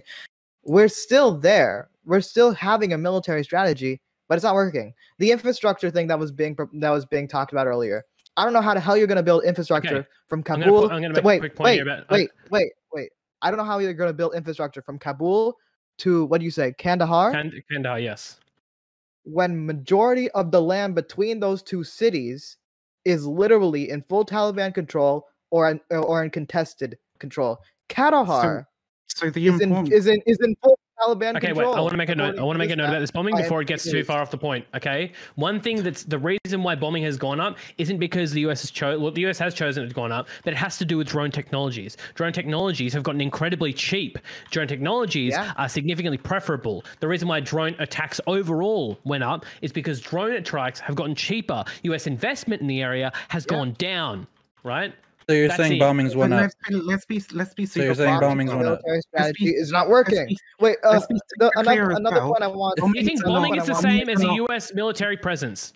They're not the same. And one of the most important things to remember about bombings is bombings are an incredible fucking tool for radicalization. If you speak to jihadis, and I fucking have, okay, like the vast majority of them who are of a mindset that terrorist attacks in the West are justified, justify this by saying American citizens, right, or Western citizens, they pay taxes. They vote for the people that go over and bomb our countries and kill our people, right? The bombings are a violent, ostentatious fucking display of Western military power, a much more subtle kind of general occupational force, right? Or even better, a supporting force that supports the local government and lets the local government lead. Is a much better way to quote unquote win hearts and minds, right? Fucking dropping bombs on people, like it can be extraordinarily unhelpful, and it's a fantastic radicalization tool. So increasing bombings is probably not the best way to go about things. Yeah, the point I made about the bombings. You're hitting the right target, by the way. The Well, point I I made about the bombings wasn't to say like that's my suggestion. It's just to show that military working has not been working. The military has not been working. And then the other point I want to make is we've been there for 20 years. What I never hear from people saying that no, we need to stay is how long we need to stay. We should not be there for 20 what I've been years. asking this whole time. Yeah. Do you think we should say like, oh, we should just stay for the next 5 years, regardless of what happens in the next 5 years? Do you think that sounds like a good idea? A rough want a estimate good of how idea long of it would when- take logistically Exactly. to fucking be there. If Rough. You think in 10 years they'll have enough infrastructure for where we can leave? 20 years, Maybe. 30 We have years? to What You realize that the fuck is US it? is still How in long are we fucking going to be Germany. there? You realize that the US We is still have in to- Germany, right? Germany's our ally, Okay. and we're not at war in Germany. It's a very different Yeah, situation. so that's the Like, point. that's- Do you think you're at war? Do you think You're you're at not- war wait, with you're not at Afghanistan? war- Yeah, they're not at war with We're Afghanistan. we're fighting a war. We're not. When we occupied Germany after World War II, we weren't fighting the East at that moment. The US were just- occupies it was almost an every awkward country in the known world. Speaking of the Geneva And- You're Convention, talking by the about way, we're two not. completely We're, different most, things. these Because countries, it- a significant more and amount of these countries. No one's shooting us in Japan. No one's shooting us in Germany. So why also would the real US? quick- Taliban is So shooting why? us in the So the United US is States. there to help American defend troops- This Japanese is an interests, right? absolute The fucking US is non there to help. sequitur. The US is there to help Japanese interests, right? Yes. If there is a case, if someone attacks Japan, right? yes. Well, I Yes. should probably get Yes. the fuck out, Yes, honestly. sick. So I the have US no- I is in have- Afghanistan I have to the no exact same problem. fucking thing. This is an I have think- I no. think It's the time not is the probably- same thing. It's a I think the ridiculous time is- comparison. Non-sequitur. That's an absolutely wait, ridiculous wait. comparison. Wait, So I what guess is that's the US in absolutely- Afghanistan? What do you think the That's an US is in insane Afghanistan to do comparison. then? Well, we're fighting a war right now against the Taliban. Who- The war against the never ended. Taliban? Wait, you're In acting. defense Wait, of who? what, In a more defense of who? comparable, a In more defense of comparable who? situation. In defense of A who? more In defense of comparable who? situation. In defense It's of not who? competing. You sound In like defense of who? fanatic. Okay, shut the Pardon? fuck up. Now, Well, answer the fucking a question, more Nathan. comparable It's not a situation question. would It's be a if the non-comparable. Nazis were somehow in control of 43% of Germany when we were occupying Germany and we were continuing a fight there. That would be a more comparable situation. But another point I want to make about Afghanistan. So That you would think be the a US much should better don't like you the think the US should Taliban. have pulled I out of don't Germany like the if the Taliban. Nazis were I don't if like the the Nazis were there Taliban. for 43% of it? Wait. I don't. That Well, would first of be a all, great first reason of all, to stay, Worst right? example you could the have biggest, picked. the biggest flaw in my comparison is that Nazi Germany has much more of a threat to the world than the Taliban. But number two, another point I want to make is perhaps we're going to be there for another 40 years. Perhaps that's the suggestion of the opposition. I don't want that. But if we leave, let's say the Taliban takes control, and what it's looking like if we stay, it looks like the Taliban is going to control a majority of the country soon enough. And I don't even like the government that would be formed, but guess what? I don't like a lot of the world's governments. I don't like the So, Russian yeah, government. I I don't don't like like the all Chinese. the Wait, even though- the Afghani people should for God's suffer. sake, let me get a sentence. Hold- Let me get hold the on. goddamn sentence here. I don't like the Chinese government. I don't like the Saudi government. But I don't believe that we should be bombing them because they're committing a genocide in Xinjiang. Because we're gonna start a bigger war and we're gonna cause more Yeah, human because you're suffering. busy I fighting don't them in believe fucking that we should be Yemen. bombing. I don't believe that we should be Busy bombing. helping them I fight don't in believe that we Yemen, should be Rob. bombing. I don't like the war in Yemen. I consider it a genocide. I don't believe that we should be Cool. supporting the Saudis, and I don't believe that we should be. I also don't believe that we should be bombing the Saudis. There are certain actions. We can't be the world superhero. We can't be a goddamn superhero. Okay, No, but If you're not the Afghanistan- one even saying though- it. is to do. even It's not though about being a when superhero. Kyle You is missed the saying- entire point. It is It's even being a what securing Kyle US. is It's saying- securing hold US on. interests, right? The I'm US gonna is a say foreign this. nation. Even What, though what what- interest do we have? What Even interest do though we what have? Kyle- What interest do you have in the Afghanistan? Middle East? Are you fucking kidding me? Hold on. What, we want another military base so we can be ready to attack Iran? Ev- Even though what Kyle's saying is a non sequitur, Fuck, dude. fucking where the well- United States is occupying right now is strategic. It has nothing to do with fucking So, what's happening in okay, Afghanistan. let's go to tags. I also want to point this out while we're talking about this, and you talk about how long. You guys also have to remember that while we're occupied in another country, by the way, the answer is Geneva Convention. Whenever we're at war with another country, we kind of stay back and, you know, all that embassy stuff, right? But the thing is, though, is that the longer we're there, we may not be liked as much, you know, like, and people are going to start forming against us more and more and more. I mean, when I was over there I in, agree. when I was over there in 06, I mean, we were hated, told to go home. And the longer In we Iraq. stay, yes. Okay, I've Iraq never is went to not Afghanistan. like a one-to-one comparison with Afghanistan, right? We've already spoken about like. Well, maybe they won't cut how the people off when Afghan they're people- talking. So if you can okay, let me fine. finish. Whatever. Thank you. So anyways, as I was saying is the longer what we're there, we're gonna start kind of creating the enemies within ourselves. You know, and we have to look at the infrastructure of Afghanistan and all these places. Are we actually hurting them by staying there longer? Or what is the actual plan? You know, I haven't really heard of any kind of plan, because if we can help Afghanistan and actually set up a system that's beneficial to allow them to, you know, you could well, thank you for interrupting me again. I appreciate it. So you could take a horse to water, but you can't make them drink it, right? How do we set up a system that is actually beneficial to the people of their land and actually flourish, to be able to protect that bridge, actually be able to fight them off without stepping on their whole government's toes and having to do everything for them? We actually have to come up with a plan versus drone strikes and, you know, and stuff like that. We actually have to set up a thing to allow them, because when I was in Iraq, I know it's not Afghanistan, relax, Vivian, is that we actually trained the army how to fight against the Taliban. But then they just started shooting against the cops, which, you know, kind of pointless. But, you know, and that's kind of what I mean. We need to actually make a system that the people can actually do. You know, give them, it's like a child. Hey, start walking, kid. You got to do baby steps and actually give them infrastructure they can actually, you know, take care of. Like, you know, look at Gordon Ramsay, whenever he takes over the restaurants, the remake of the restaurant, he makes simple dishes for them to complete and actually make profit, something they can actually do, versus this whole, like, let's be here for another 20 years, but no plan. That's stupid. And I don't think it's going to get anywhere. We need to actually have a plan. Nobody's saying there's no plan. So when Kiyosan brought up, like, fucking the US occupying Japan at the moment, I think actually the US should just get the fuck out of Japan at this point, right? I don't think they're needed. I think Japan should be given. But by Geneva Convention will always be there.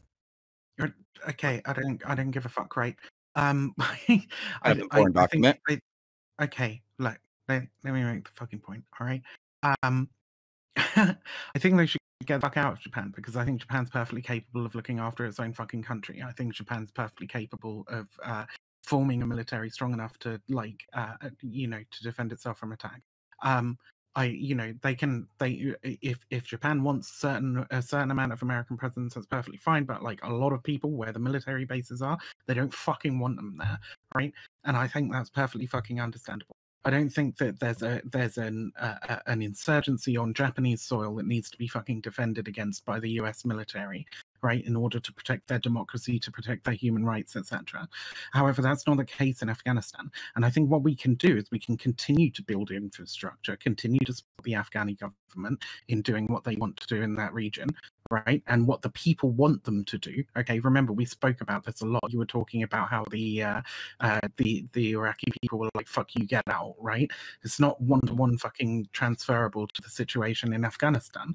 In Afghanistan, the vast majority of people reject the ideas of the Taliban, right? And so, like, we should be staying there to support them in building the kind of fucking world that they want to build. And we can consistently reassess the situation every couple of years, whatever, and just say, hey, have we reached a point where we can reduce our presence? And if we say yes, we can reduce our presence, and then we can reassess again and see whether that reduction in presence has resulted in some kind of harmful effects. And if it has, like, what we need to do. It's a constant evaluation, reassessment, and replanning. And I think that's the only way to deal with it. That's literally what I said. Like, actually doing something. Okay, can I just quickly add a caveat to Vivian's sort of like comments on that? I mean, the current Operation Freedom Sentinel's objectives, I think, was like counterterrorism against Al-Qaeda and ensuring that essentially the Afghan National Army have the ability to secure the peace and stability of Afghanistan, essentially. So the problem with that is that, okay, if you want to go purely on those objectives, basically, essentially, like, yes, the US has been quite successful in training the ANA and actually breaking down AQ networks. Yes, AQ is still active within Taliban areas and all that kind of stuff, which doesn't necessarily detract from my point. But the thing about it is that what they have not yet done, essentially, has been to ensure, essentially, that stability over there. And that's why I agree with Vivian at the end of the day when it comes to like, okay, reassessing every couple of years the situation. You don't need a huge presence. I mean, there's less than 4,000 troops there. That's a huge stark comparison from like 100,000. I can't remember the original number of US personnel that were in Afghanistan initially. It's actually drawn down over the years. People don't know that. It's drawn down over the years, essentially. But in saying that, the reason why I have so much grievances against the Biden administration's sort of like withdrawal and the sort of the time frame they've put it on is that they haven't brought about that peace settlement necessarily between the Afghan government and the Taliban. And there's no assurances by the Taliban that they actually are meeting within essentially the parameters of the agreement that was signed in Doha between the United States and the Taliban. That's the big issue, is basically if they're failing to meet those essential requirements and all that kind of stuff, what you're effectively doally by withdrawing is essentially running away from the problem, thinking, oh God, okay, I don't want to continue this endless war. I don't want to continue this endless war. And you're actually allowing, if you will, the facilitation of the rise of potential security risks in the future. And the intelligence community, including the heads of Joint Chiefs of Staff, I think General Milley, for example, have voiced these concerns that the Taliban has gained districts within the country and that they still pose a significant security threat, not only for Afghanistan, but potentially for the United States. So, the United States as well. So, that's the round. Thank you all for participating. That's too much more. I know. I feel like maybe continuing this topic, but I'm not. I'm not sure. But it was a really good one. And I'm glad you all participated. It was really nice. My friend Joe's here saying boo. Okay. All right. Hey Joe, I hope you're having a good night. All right. So we will begin voting once again. Everyone, you're gonna be voting for which one of these individuals you want to stay into the next round. Whoever was most informative, most interesting, the funniest, whatever it is, right? Who started the most conflict, whatever your criteria is, vote for that person, right? There's a link in chat.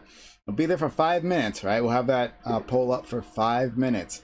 Vote in the poll. I have 5 minutes to do it. If you wait around, then the person you want will be eliminated. Okay? So, pretty simple. So I'm gonna put that link in chat in just 1 second. Oh my god! All right. Oh, my mouse is being just so weird with me. Ah, for fuck's sakes! All right, hold on 1 second. Yeah, hold on. Yeah, okay. Yeah. Hold on. Oh shit. 1 second. All right. Almost there. There we go. All right. Okay. And good. Okay. All right. So I'll put it in chat now. Sorry guys. Sorry about that. I just think it's really silly to say, oh, all the shit that you said, Tags, ask for a plan. I give you a plan. And then you say, oh, well, that's what I was saying anyway. Like, that's fucking wild to me. Said we need to reduce it, but we don't need a base every 3 miles. Having a base every 3 miles doesn't do shit. That's just spamming. I mean, we had a base in Iraq. Was like we had one right in front of the other one. Like, if we're actually going to help these people, we need to let them do it.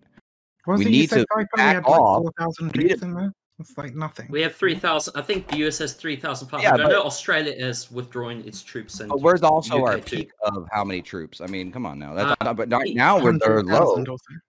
Yeah, right now they're low. But when I'm talking about as in general, we need to integrate them into their own system. It's about why we pull out, right?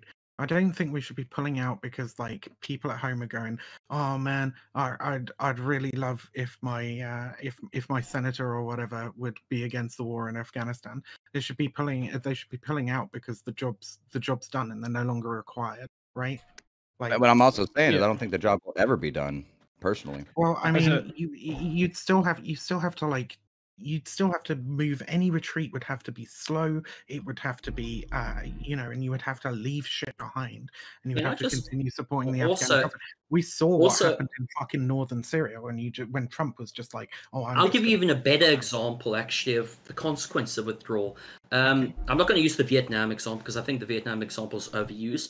But for example, the pullout in 2011 from Iraq. Okay, we left when Maliki requested us to leave. The US and coalition to leave, and we had like a very small contingent of forces. Okay, Now, fast forward 2014, the Iraqi government is inundated with the rise of Daesh. They're sort of like begging the international community to do something. They say, hey, US, can you please help us? So Operation Inherent Resolve is started, and that's where that's why US troops are now in Iraq, for example. So the consequences is that you can pull out, but if you've not fixed the security situation, guess what? You guys are going to come back in 3 years later, and everyone's going to have egg on their face, basically, now. And that's why, for example, didn't Vivian just say that Iraq and Afghan are like non-comparable? Hey, I compare them. I don't have a problem with comparing the same. Okay, I just want to remind. Hold on. I just want to remind the audience.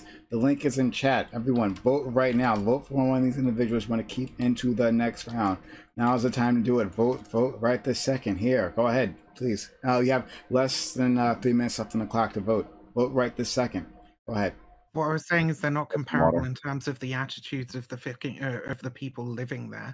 Iraq at that time was like get out, get out, get out, and at this time, as far as I know, right, the people of Afghanistan are not like get out, get out, get out. They're like, we don't want the fucking Taliban, actually, right? There's two very, very different fucking attitudes. That's why also, I was saying they're not comparable. Not that the security threat isn't comparable. Also, I just wanted to piggyback off of Mex, since I didn't really say anything in there. Just like Wall Street Journal just published not too long ago how the Afghan government could collapse within 6 months of the pullout, just because of their soldiers would immediately surrender when faced with opposition without the U.S. presence.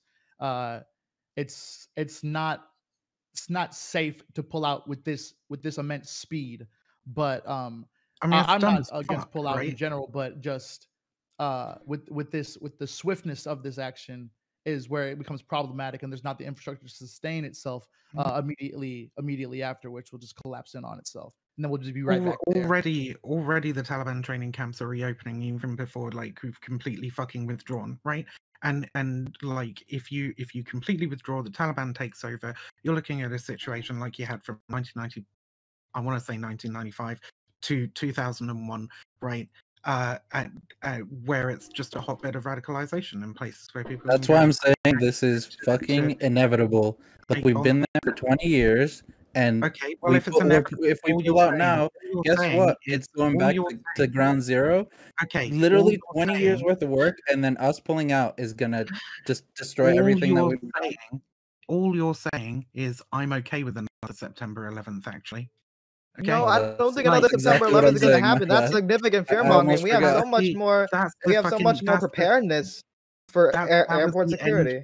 That was the end of my. That was the end of the point that I was just trying to fucking make. Right? Is that this presents an international fucking terror threat? It increases it like massively. Right? And I don't think that anybody in fucking America wants that. I think if they actually understood the effects of letting the Taliban take over Afghanistan, they would be fucking shitting themselves. Just a little challenge. Like this is not just a little challenge. Does anybody know any Taliban attacks as of like in the last 5-10 years? International attacks? International. Yeah. Yeah, also, international. What international threat? I don't think there would be another 9/11. I think something like Saudi Arabia funds another 9/11. Thanks. 100%. The voting round is over. It's over. Okay. So let's hope you voted for the person you want to stick around, or they will be tossed.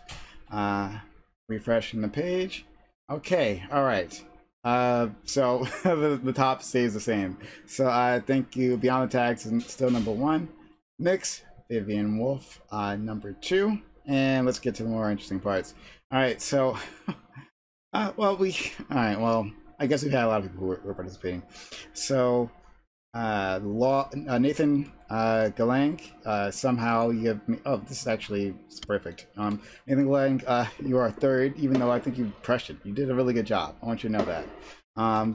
Damn good job. Thank you. I appreciate it. And then next we have Law Playbook.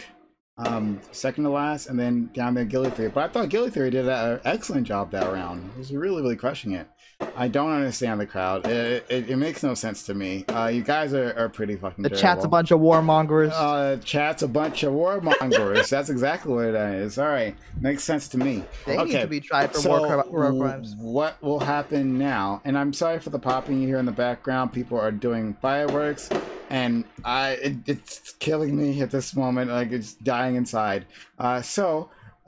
The bottom three, Nathan, Law, and Gilly, will beg Beyond the Tags and MxVivianWulf as to which one of you gets to stay. So, Nathan, why should you stay?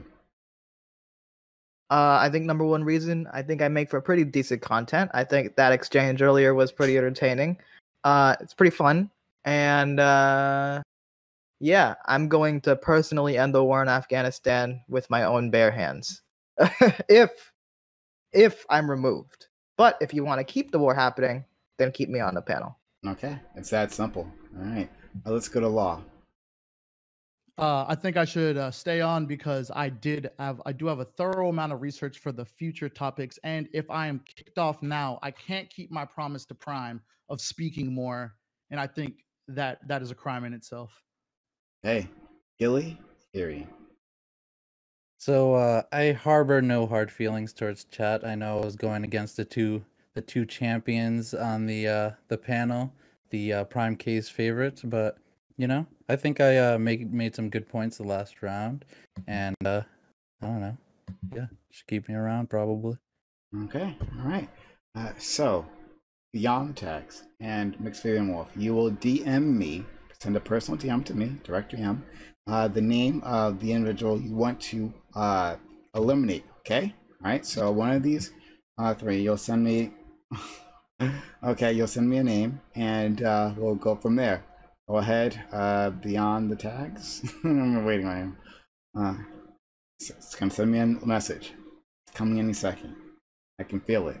I'm anticipating it. Guys, the excitement is real. It's palpable. Okay. All right. So. All right. So the votes are in. All right. And Law, I guess you won't get that chance. Law, thank you. I knew it was coming though. Law, what do you want to say to the crowd? Crowd, I'm sorry I couldn't keep that promise. The next topics are really interesting. I'm gonna be in the chat saying a lot of out there stuff. So I'll see y'all when I see y'all. Okay. How do people find you? How do people find you? Oh, twitch.tv/Law Playbook. I guess I'll drop my link in the chat and then. Thanks, guys. Okay. Yeah. Thank you so much. All right. Next. Okay. I'll just say it. MxVivianWulf voted for Nathan.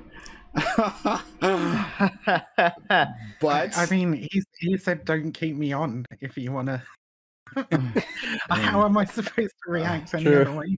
But I'm going to use my power. First time ever. Nathan's been participating like the entire time. Like, he's been crushing it. What are you talking about? Like, he's been like, what? So you King Gilly then? So Gilly, what do you want to say to the crowd? What do you mean? Like I'm going goodbye now? Yeah. This is unfair. This is the power of the government being used unfairly. If you want to find me, Gilly Theory everywhere. I stream randomly. I stream games and politics, and I'm on YouTube doing commentary and politics. So you can find me in those spots. If you feel like I've been voted off unfairly, follow me on Twitch. Okay. That's all I have to say about that. Sure. Okay. And you type in my chat, Gilly? Okay, I can't shout you out, but all right. Well, maybe later. You can type in chat and so people can find you. But thank you so much, Gilly. Very much appreciated.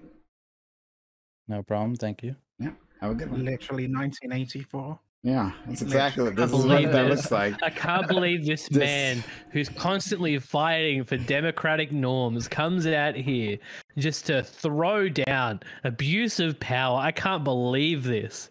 Yeah. By the way, Prime, when did I become your favorite? I'm confused. Someone said I was like the favorite or something. I don't know. No, Someone said I have no idea. The two Prime's two. You say we're going against Prime's two favorite candidates or something. I don't know. Champions, I said. Yeah. Yeah. Oh, I misunderstood what he said then. Yeah, I was yeah. like, wait, what? So, okay. Well, that is what it is. And come on, like Nathan, he's been crushing it. He's just been crushing it the entire time. Like Vivian, like do better next time, and I don't have to overrule you next time. All right, simple as that. He made the plea. Okay, he said if you kick me off, I'll what was it? I'll end the war in Afghanistan. Yeah, with my bare hands. I would love the war in Afghanistan to be ended. That would be really fucking great. So like, PrimeCayes not only abused the democratic institutions, he got in the way of peace. PrimeCayes is now confirmed to be George Bush Jr. If you want the war in Afghanistan to continue, Prime, that's on you, buddy. I mean, from a utilitarian perspective, Prime versus Afghanistan, what's more important? I'm sorry. It's viewership versus Afghanistan. That's what you're missing here. Okay, so and Nathan knows how to fight here, and I appreciate him for that. He knows how to put up a fight. So yeah, and everyone here has actually been really good. So I really appreciate that. All right, so we could have ended the forever war. We could have done it here, chat. But just remember what Prime did. All right. Just remember what Prime did. Okay. All right. So next topic. At some point, should countries be forced to comply with climate change reforms? 25 minutes left on the clock. I'm gonna fucking mute myself so you don't have to hear these fucking fireworks constantly. So go ahead.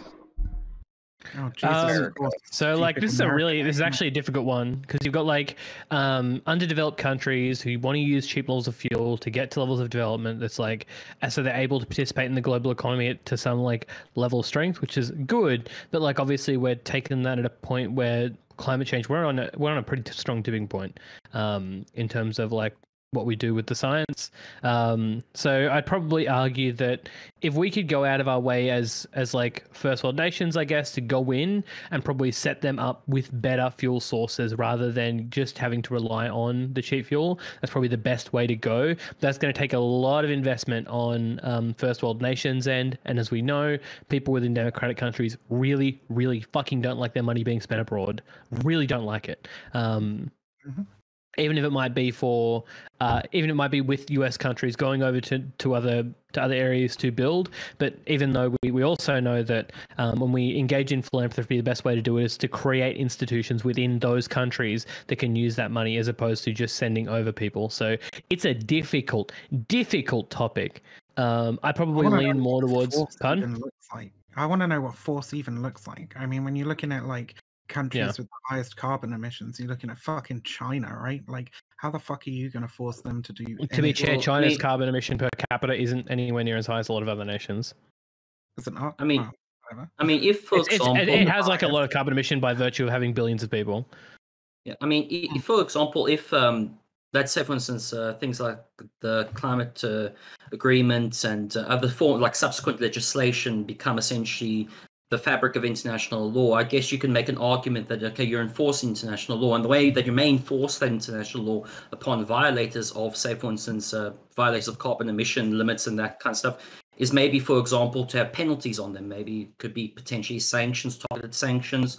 I know that people don't like the idea of targeted sanctions. It could be like incentives to say, okay, do it this way. If you don't do it this way, we're going to penalize you for not doing it this way. So I think if that means that kind of force, I mean, the most extreme cases, if you're having a country that just refuses outright to do every single thing and you put sanctions on them and what they're doing to the environment is becoming increasingly much more harmful to your country and the rest of the globe, then maybe there could be potential United Nations Security Council resolutions that may be passed where you can say, okay, we're going to use force to essentially either restructure you. I know this is like out there. This is like the extreme end of the thing, which is like not even the last resort, like the extra last resort, you maybe so inclined to go towards that direction potentially to enforce these kind of like potential international law in the future. So I guess that would be my kind of like tidbit. One thing I would note, Stoke Viper, is people don't know what targeted sanctions are for the most part. I've found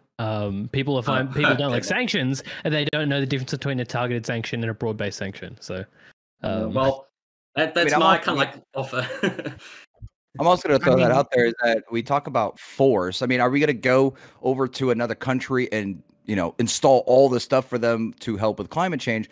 Or are we going to, you know, just like, you know, kind of like the whole, you know, nukes thing, you know, are we going to give them the opportunity to do it themselves? And if they don't, are we going to send the military in and like, set up a thing and start doing it? So it's kind of like China. I mean, and that's you bring up China, and I think a lot of people are going to be looking at China. I mean, because of the fact that now, since China is our ally, you know, with our trading and all this stuff, to make Walmart for us and everything in it. I mean, are we going to be as fair and strict to them, knowing that if we are going to make them make changes, it might slow down our production? And will the United States not be so selfish and, you know, actually take that hit from profit to actually enforce this climate change? Or will other countries be like, hey, you know, that doesn't seem fair. You're not extending the same consequences to them because, you know, they make all your products. Then over here, where we're not really doing much of the climate issues, you know. And so that's where it kind of gets interesting, because I mean, because if we really need to hit, you know, a lot of a lot of the pollution coming from these companies, it's mostly China and, you know, I think Japan too. I'm not too sure. The top three is the United States, China, and India. Yeah. Okay. And then Russia, Japan, Germany, Iran, South Korea, Saudi Arabia, Indonesia. I was going to say India is like one that's interesting. Yeah. Well, and now this is the question too: is that we're still in a debate of what is the best way to you know, fight climate change. You know, windmills, or do we do this, or we do that? And so it's kind of like, if you're in a different region that can't say do solar panels, do you do windmills and this and that? And so it's kind of just interesting what exactly would be on the plate. But I'm just more curious of how we force a company to do that, especially if they don't have the infrastructure to support that type of system. You know, like Iran. I mean, that'd be kind of interesting if they're, you know, doing it one way and done it for however long. Their infrastructure may not be able to support the changes we demand. And what would we do about it? Nathan? One thing is, so it's wind and solar are like the cheapest per watt. Especially offshore wind and solar, but obviously not a lot of countries have access to offshore areas, or to any of these things, or like you mentioned before, like areas of bad sun, areas of bad wind. It'd be sick if we could take something as expensive as like dropping a nuclear reactor in the middle of somewhere and getting them to use that. But unfortunately, those are high in cost, especially at the onset. And I do not trust third world countries to take the necessary costs needed to properly run a nuclear factory with that incident. We've seen time and time again, their regulations are far too loose when it comes to like building code, when it comes to any of this shit, let alone handling them with like a nuclear reactor or anything like this. So it seems like the renewables that would be available would be wind, solar, would be hydro, would be geothermal, and maybe there's a couple more niche ones that I'm not thinking about. But like you mentioned, that is a struggle. Is that like, if you can get them to offshore, sick. Any countries that have access to shore can have access to pretty decent wind and solar. But any ones that don't, if you're landlocked, you're a little bit fucked. Nathan? Yeah, I mean, Nathan? Yeah. So funny enough, I think this was actually one of the first discussions I've had on these panels. Like one of the first times I came on, we were talking about potentially forcing countries to adopt green energy policy. And one of the big challenges is it right to force a lot of these countries, which may be small, which may be developing, which may be just industrializing, and they do it in perhaps dirty ways, but like they're poor and they don't have much options. Now, I think that in a situation where we would have governments, probably mainly from the rich countries, that would prioritize and potentially do the idea of forcing these smaller countries to adopt these green policies, then most likely these richer countries would have adopted these policies themselves. So in this hypothetical future, we would also need large-scale government collaboration. So if we can assume we have that, there are many options. Obviously, war is an option, but we're not going to do that, okay? there's mainly economic pressure.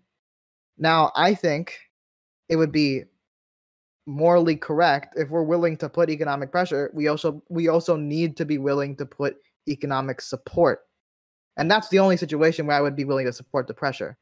But especially if we're dealing with smaller industrializing countries. Now, if we're dealing with a country, whether it be big or small, and for whatever reason, they're saying, you know what? No, fuck green power. We're exclusively going oil and coal only. Because, I don't know, maybe they want to support their coal industry. And they're doing that deliberately, and they're holding back, or they're adding fuel to climate change. Then I think it's reasonable then for countries, even if they're not supporting that country, to put economic pressure.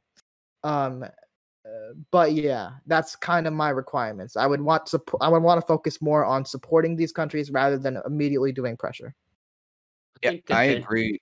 Okay, you go, man. You go. I was gonna say I agree with helping support other countries. I mean, like I cannot imagine an electric Tesla on the streets of India. I mean, that would be very difficult. Especially to the market. I mean, some of these third world countries, they just have mopeds or bicycles. I mean, they're actually they're not too bad. But when you look at China, they're really condensed in a lot of areas too. So are we gonna, would have to do a lot of like kind of changing a lot of the ways, right? So China, I don't normally defend China, but China's pivoted pretty hard on green energy, has done a pretty good job of establishing themselves and getting off of fossil fuels. Yeah. You can look at their CO2 emissions over time; they've gone down pretty significantly. So I know a lot of people bring China up, but I just like to make sure that China's doing the right thing for now. I don't normally like giving China bones. So yeah, sorry. I mean, they're in the right direction, but like doing the right thing is not. Yeah. Well, and that's what I mean. I mean, and then you look at other countries that, like I said, the infrastructure just may support it, but forcing ourselves with our ideas, and so I'm not saying they can't. And that it was a joke. Relax. Well, I don't know. What I was saying is, you listed India as like this third world country where like blah blah blah blah blah. But like I just think. So you don't think they don't have dirt roads in their main market area? Well, I must be crazy then. All right. So, anyways, what the fuck does that? What I'm saying is. This weird xenophobic view of India. Let me talk. You can figure it out. So, anyways, moving on. The whole fucking like patents thing. Let him finish. Like, let him finish. MxVivianWulf, please let him finish. Anyways, what I was saying is that forcing our way into the countries that may not be able to have the people be able to support the infrastructure, like you said, the nuclear plant, or having the ability for the surrounding area to support it. We can help provide that, and maybe even other countries can step in and help out and this and that. But in all, we all have to come together on these countries to be able to figure this out. And even if that means maybe moving this production plant to this country because they can support it better, and moving this production plant over there, and kind of working that out. But then also we're talking about those countries that have relied on a source. We're saying you can no longer use that, even though that's like maybe one of their top 10 imports and exports, and maybe that might cut them off. So are we going to also then step in and reimburse them for not doing using coal, even though that's, say, their main export? Are we going to step in and help them out with the money that they're going to be losing that would support half their infrastructure? So it's kind of interesting to see how and where that line would go, as to like, well, they're going to go really poor if we introduce this and take this away. So it's kind of is interesting, but no, we shouldn't force ourselves or force them. They should be wanting to do that, and maybe we could even give them like a defense break on the whole defense bill, taxes for the protection. Maybe even cut back that so they don't have to owe us anything. To kind of help pay that off too. I'll also just add a small little kind of like you could say a caveat to that, and just like what other people have been saying. Like I think just fundamentally at the end of the day, there needs to be a multifaceted. Oh, what was that? Someone beep something like that. There should be like a multifaceted approach essentially to how we deal with the sort of these countries who have like essentially limited resources, who can't necessarily go towards renewable energy and that. So I do think, for example, incentives are appropriate, economic agreements are appropriate. However, we have to sort of like view it in the framework of like a sort of like violations of international law, where there has to be some form of economic pressures through targeted sanctions. And of course, if at the worst state of affairs, essentially intervention to alter essentially you could say the economic fabric of that country if need be. That's the most extreme case of the things, but I think that's just kind of like to put a bow on what everyone sort of said. Yeah. Yeah.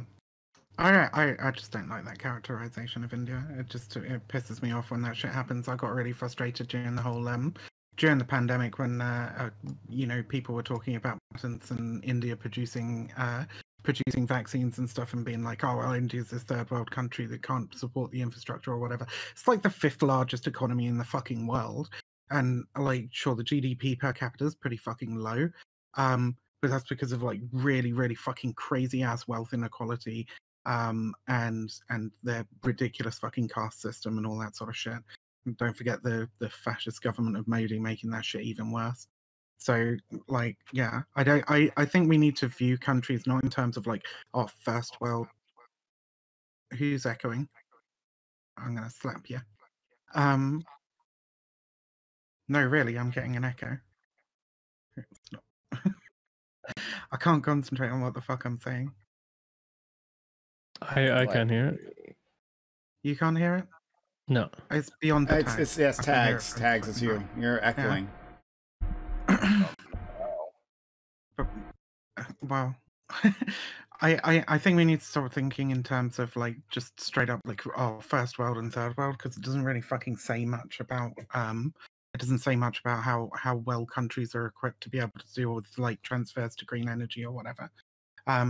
We need to look at the infrastructure they currently have and the infrastructure that they they can feasibly move to in the near future. And if they can't move to more green sources of energy, I think what Kyo-san said at the start is that like we need to assist them in that, right? Because like climate change is a problem that affects the entire fucking world, and we can't be holding back developing nations just simply because like we don't want them to create more carbon emissions. I know a lot of people have issues with China's Belt and Road Initiative, but like I don't see any reason why like other countries shouldn't be doing similar kinds of things. True, I agree.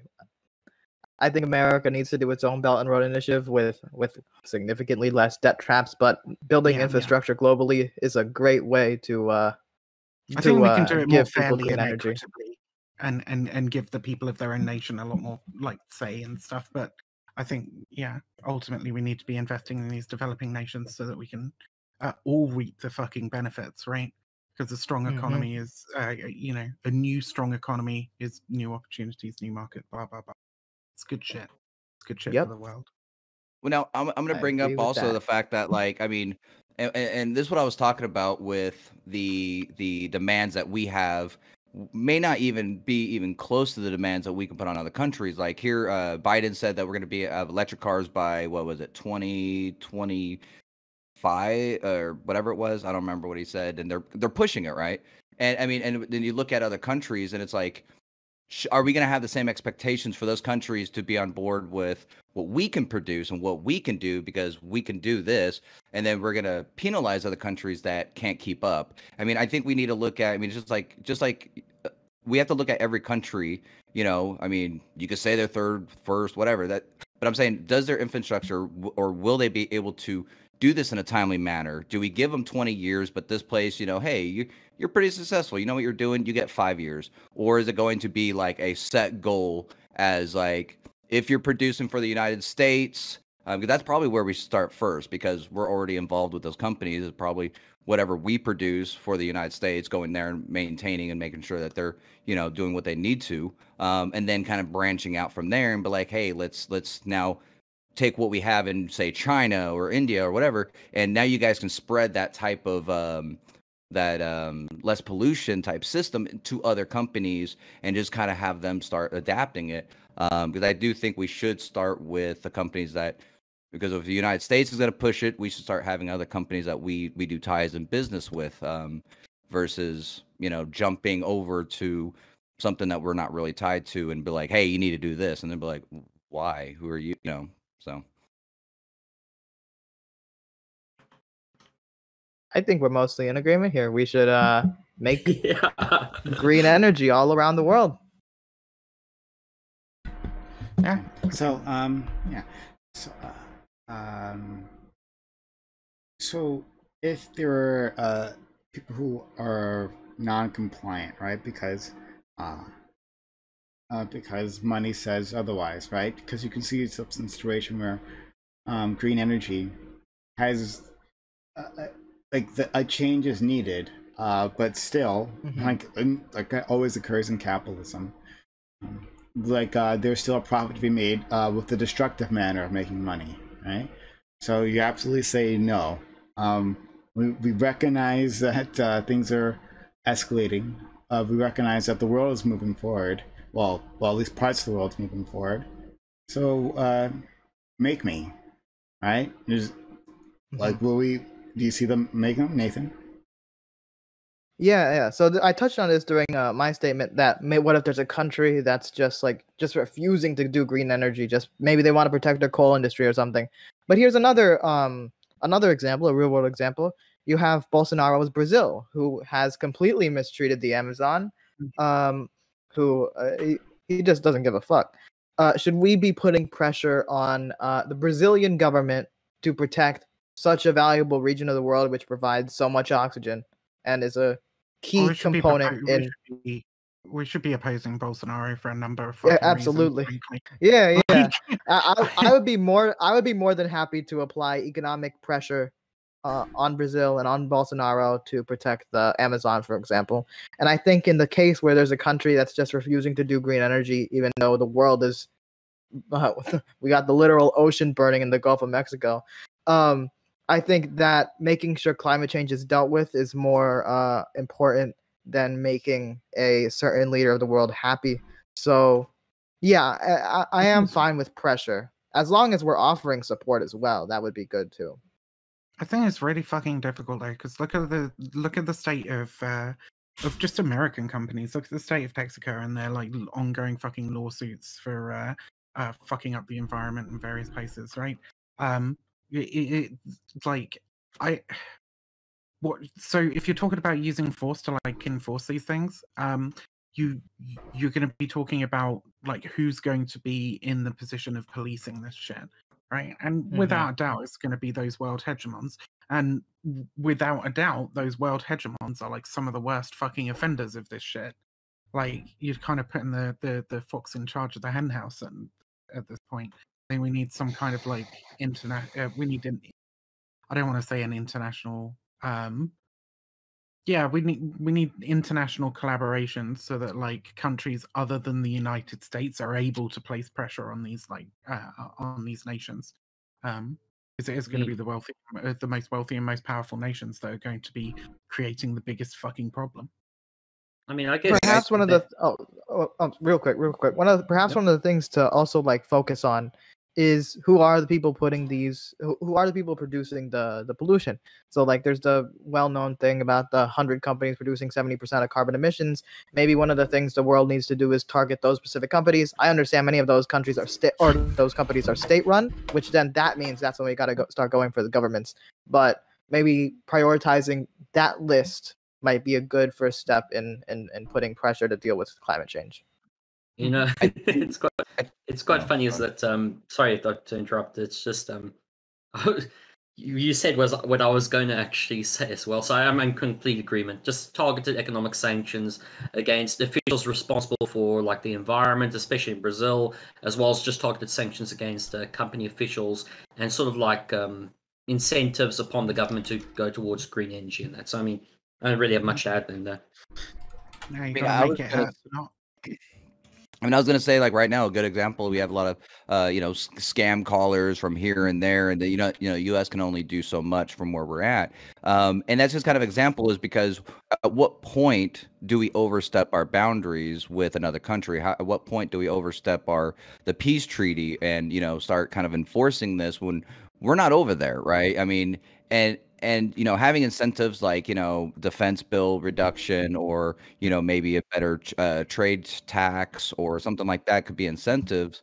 But I mean, we can only do so much from the position we're at, and like I said, I think starting with the USA, say Toyota and Japan, let's make sure that they're up in compliance and whatever we're connected to, so at least we know and we lead by example to the rest of the world. Now, and like I said, as long as we are giving the option to these other countries, whether they even do, let's just not even say they make any money for us. Let's just say a country that has no ties to our production. They're just a little country, and they don't really do too much pollution. I mean, maybe even reaching out to them to kind of show the benefits of this, and education and stuff like that, to see what they can also produce in their own country and see what kind of direction they can take. But like I said, giving them the ability, it's like I said, don't go to a baby and say walk. You have to show them how. You get, little toys where they can crawl, and then they can, grab that like a little stroller or whatever, and they kind of build up their ability to know exactly what it is that you want. Exceptionalism at its finest. I mean, we have to the give them the people aren't fucking educated. It's that people don't have the fucking resources. Okay, we're not talking about civilizing the savage here, you fucking racist. All right. What are we talking about? I'm not talking about just giving people books. I'm talking about actually helping them out so they can put in windmills or solar panels when they, hey, we don't know how to do this or whatever, and that's what I'm saying, is allowing them because we want the change. If we want the change, you have to bargain with another country, because, I mean, who are you to go to another country and be like, yeah, by the way, electric cars, go. And if you don't do it, we're going to invade you. I mean, that's wrong. I mean, for any country, for any reason, that's just wrong. You have to be like, hey, by the way, let's work something out. Hey, we would like to see some electric cars. Hey, if you could do that, hey, we have some trade tax. We could reduce it like 2%, and that would help you guys get a little bit more financially stable, and give them some incentive. And if they're like, hey, well, what do you think we should do? But like, hey, let's bring some Ford dealerships or manufacturers over there. That's a lot better point than like. Also, how you share the wealth. This is also how you share the wealth, right? You share the wealth with other countries. Yeah, that's a lot better point than we need to educate these dumb people in the third world who don't know how to make an electric car. Yeah. Or maybe they don't have the means. Maybe they don't have the factories or the people. Who knows? Exactly. I mean, yes. My precise fucking point. Yes, it's resources that they don't have. Are we just gonna ignore people that can't contribute to the Green Deal? They're just gonna ignore them because they're too small to give a crap about? Or do we? Hey, you guys want some windmills? They're struggling making their own power. Hey, let's produce. We found out these can produce power, and you guys don't have to struggle making power in your country no more. Or is that me being mean to? That's a good idea. And Vivian. That's the round. Okay, thanks so much. Very much appreciate all of you participating that way. Very much appreciate that. All right, so to my audience, we are going to go into yet another round of voting, and we're going to be voting for who gets to go into the final round. So next round will be the final round, right? So you're going to be voting for which one of these individuals gets to go into the final round. Vote for whoever made the best points, or who was most interesting, helped create conflict, or whatever it is. You decide on your criteria.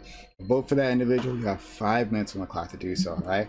I'm going to put this link in chat, and you will need to vote. Vote right this second. So spamming links right now. Vote right this second. You have 5 minutes to do so. Vote right now. Vote right this second. You got 5 minutes off the clock. Go ahead. Vote, you assholes. I have fucking weird. Like, this has happened twice now on this fucking panel, where like I've said something, made a point in response to something dumb that BTT said, and then he's gone on to like make the exact fucking point I had and pretend like he was making it all along. It's fucking wild to me. I mean, what do you mean? Like I have my own ideas? I mean, No, you just said you don't have your own ideas. I challenge you took you what on I your said and ideas. thought that I said I was talking about educating them. I mean, it's almost like you don't even hear what I say. Whatever you say, man. I'll be right back. Everyone keep talking about something, please, while I do that. All right, 5 minutes. The link is in chat. Vote right this second. I didn't really have much to like add on that point, because it seems like a lot of the time there's a lot of common agreement. It's just like, okay, what next? what do we say next? You want to just like keep going around the same point? So yeah, I'm actually surprised I've lasted this long. This is my first time doing this whole thing, so this is new to me. Hopefully I'll get to streaming eventually. I'm a fucking boomer when it comes to technology and stuff, so it takes me a while to set OBS things up. isn't too bad. If you need any help with it, let me know. I'll see if I can help you Yeah, out. because Right? I wanted to try stream this and my stream at the same time, but for some strange reason, it didn't allow me to access camera over here. You know, like What maybe you have to there's a do bit is you of have to get virtual cam. So if you look it up now, you'll see OBS virtual cam, and you'll be able to Okay. like reflect the scene that you're using. Oh, okay. That's I'll what I'm doing definitely right keep now. that in Yeah. mind. Okay. Because I got like a really shitty cam. I got a fucking scam link, dude. So it's like a $15 cam link. That's made in China that actually works really fucking well. Because I'm using like a camera, like I got a Canon RP. That I stream with. I got the big boy camera. So it because it's like a fucking Chinese cam, like it does not like anything at all. It routinely creates new hardware copies of itself and just refuses to have any softwares recognize it until you put in the new piece of hardware that's invented for itself. Really cheap way to just make your stream look better is just to grab a couple of colored lights, apparently. Oh, true. Like, No, just lights in general. Order some. Lighting, Yeah. most people don't understand that, like, if you're just like doing shit from your like top light or from your fucking screen light, like the difference you can have even just by getting a fucking ring light, let alone like two panels like what I've got, you look amazing. 90% of the things that comes like 90% of the way that makes like things look professional is lighting. That's why I look like shit. I just use a crappy little fucking desk lamp and that's it. I got desk lamp works. That's it. Even if you just go to fucking Bunnings and get yourself like a desk lamp or whatever the fuck, something that just shines light on your face. And you don't have like the fucking raccoon eyes bullshit from like the top ceiling light, you know? I think that light. You want something in front of you. Yeah. I think streaming with your face is obsolete. All you got to do is this. Oh wait, that's the wrong. There you go. Boom. Whoa. VR taking over the internet. Yes, sir. VR, my dude. I almost did a VR thing. If I was gonna have like a VR character, it'd be like some kind of fucking swamp witch or something. Be so cool. I want to be a swamp witch. I see myself as a kind of swamp hag, just fucking camping out in the bayou, right? Fucking cursing random passers-by for like pissing in the woods outside my house or something. Turn them into a frog. One of the VRs people watches, I think you probably all know Eris Aristocracy and like that. Like that's one of the people. Friend of mine. Yeah, like I mean, like I like her content and all that kind of stuff. I mean, but she uses the VR thing, and so it's just interesting. It's very new because my brother, for example, he watches VR. People mostly just like more gaming related and that kind of side of things. So it's like he introduced me to that kind of stuff, and it's just to me it's a bit alien. Do you stream as well, then, Viper? The thing about it is that I've been lurking around the internet for quite some time. You could say. I mean, I mostly did writing, but I've got like a couple of podcasts and YouTube videos I've done since like 2016, but it's more like on the side stuff. Like, I mean, I've always wanted to try to stream, but I've always kind of like looked at it at a distance and think to myself, okay, that looks a bit complicated and nervous and like that. But I wouldn't mind actually starting to stream. It's pretty easy once you're actually in the stream doing the stream, I would say. Although it can get really fucking tiring. I think like it's so exhausting. If you actually want to do something serious though, it's all the fucking shit that you do outside of it. Like people don't really like these streamers that stream for like 8 hours a fucking day. Like I don't know how they do it because whenever I like turn my screen on, I want to have something interesting to talk about. I want to be well researched. I want to be, have materials that I can show my audience. Because I talk about like the cults, the extremism, and all that sort of shit, right? So like, I want to have that shit. But that takes like hours and hours to put together. Off stream. That's one thing that like I like. Sorry. Yeah, we can get back to that in a second. The voting is over. And the top is still the top. Beyond the tags. Motherfucker, who's voting for this dipshit? What's wrong with you, cunt? And we have next at the bottom, Stoic, Viper, and Killsign. All right, Stoic, Viper, and brought his whole audience over. All right. By the way, I would just like to say, Vivian, I do have my own community too. Like, Okay. Wait, who's this? Is that BTT? Yeah. I mean, I guess your community must have come along with you because, like, you sure as shit ain't getting those non-partisan votes. So, okay, great.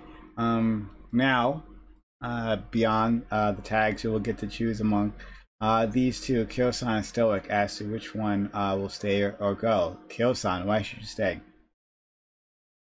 Because I'm the most entertaining and most interesting and the most powerful here by miles and a half. You know, if you want like good discussion, you've seen it before. We'll see it again. What's the next topic, by the way? What's the final round topic? Give me a quick sec. I'm pretty sure I've got shit to talk about on this one. Let me have a quick scan. That one. Oh, I am absolutely. I am so hyped. The next topic, dude. Let's fucking go. Okay. Fucking economics. All the big stuff, you know, human rights, powerful philosophy arguments. That's what I'm here for, okay? If you send me home, I'll understand. It is what it is, okay? I'm half paying attention, playing a Final Fantasy 14 raid. By the way, any chatters? If you're playing Final Fantasy 14, hit me up. Let me know where you at. But other than that, you know, that's why I should say, if you kick me off, I will not be sad because the person I'm sending against has been very impressive over the last 3 or 4 rounds. Stoic Viper. Is that Final Fantasy? Okay. Yeah, I mean, I've actually had quite a lot of fun. I didn't expect it to last this long. I mean, it's actually been quite fun. I mean, I've kind of been winging it for the last couple of topics. Like, I've not really did any preparation beforehand in that. So, I mean, a lot of this stuff is like going off of what I kind of know. And it's been a good practice for me. Why should you let me stay? I mean, I guess I could offer a little bit more like sort of an opinion on the next topic and all that kind of stuff. But at the end of the day, like I'm amongst big fish over here. So this is like, I've been very humbled to be around like essentially bigger streamers and all that kind of stuff. So I mean, I'm happy either way. Like, you know, send me off, but you know, I would like if you can keep me on. But either way, I don't mind. I've had fun. So that's all like my. What's the flag behind you, Viper? That's the flag of the Syrian Democratic Forces. Those are the people who literally defeated Daesh in Syria, and they had about 13,000 martyrs who have died in the process of essentially killing Daesh. I have their flag up in support because many of my sort of like friends have also that I know in the region have fought for the Syrian Democratic Forces, and some of them have died, unfortunately, but I keep this flag as a reminder that, you know, the project that they believe in for better Syria and for better society in the Northeast, I think that's a valuable project, and I think it's worth supporting. And this is why I have it up. Same with my Kurdish flag of Aliyah Rengin, which is behind me over here, which is over there. Sure. Sorry, too. No problem. Okay. I was just oh my God! Stop it. BTTV. DM me the name of the individual who's going to leave. Wait, I didn't get to make my case. You weren't on the chopping block. Oh, I'm not. Oh, okay, good. Kick me. No, what? Okay. So I'm voting for who stays, right? Or who goes? Oh my God, who goes? Okay. Just double checking. It's who stays. It's most of you. All right, it's coming. A name is coming, and a name has been 07, received. lads. 07. 07? Okay. I don't know what that means, but okay. Kyo-san, this is it for you. Kyo-san, thanks for being around. You want to say anything to the audience? Get fucked. Vote for me next time, you cunts. See you later. All right. Bye. Okay. Thanks for having me around. Yeah, so we will continue on to the final round. The final round. All right, so thanks so much, all of you, for being so kind as to stick with this panel, right? And I'm excited to see which one of you will win. So this is the final round. After this round, we'll be voting for who gets to be the champion, okay? That's what happens, so keep that in mind. All right, so... the last topic, which, you know, I think I'd have in front of me, but I never do. All right. Final topic. Is it wrong to have quotas of immigrants to be allowed in from specific nations? So basically, you know, we can have like within immigration law, you can say that, oh, this nation can only let so many people in. So like 25,000 people in, right, for this year. Then this nation, another one, right? And it varies between nation, and there's quite a history behind all that, like which nations get more, which nations get less. So is it wrong to have quotas of immigrants to be allowed in from specific nations? 15 minutes left on the clock. Jump on in it.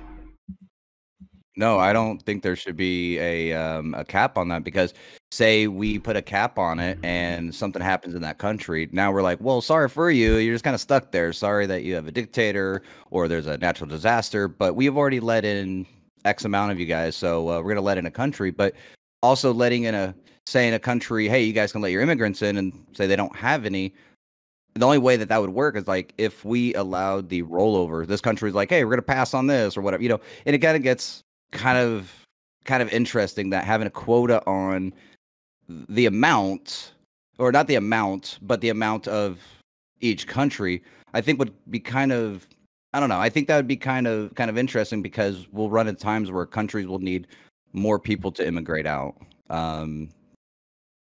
I personally think that it shouldn't necessarily be a quota system, but more prioritization system. So, for example, in the most disenfranchised nations where there's war, poverty, whatever, if there's not only high-skilled workers, but also just economic and political refugees, I think if a country has the ability to take them, they should be taken in. And I think that, like usually we take in big numbers from already, nice global north countries. I think we should prioritize in helping people from disenfranchised societies to essentially come in, if we're not going to help build their societies, then come in, you come contribute to our economy, come contribute to our society. That's my belief. See, I fucking love this dude. See, Syrian Democratic Forces supporter, fucking pro-immigration, pro-fucking, world justice and shit. I even know, I'm standing this dude to win. I'm fucking rubbish compared to this shit. No, we should. Everything he just said. We should absolutely be prioritizing those nations which require a little bit more fucking help. Just on a moral basis. But if you want it on an economic basis or whatever, you don't need fucking high skilled workers. High skilled workers aren't what's gonna make you the money. Low skilled workers drive your economy because there's just fucking more of them and more of those jobs that need doing. Yeah, get that shit done. Yeah, I think the idea of having a quota based on nations is, I think it doesn't have the best history. I think it's racist. I think if you're a small country with very limited resources, you can have maybe quota on immigration overall, but a big nation like the United States, we don't. Again, and even in that situation, based on country, also still is racist.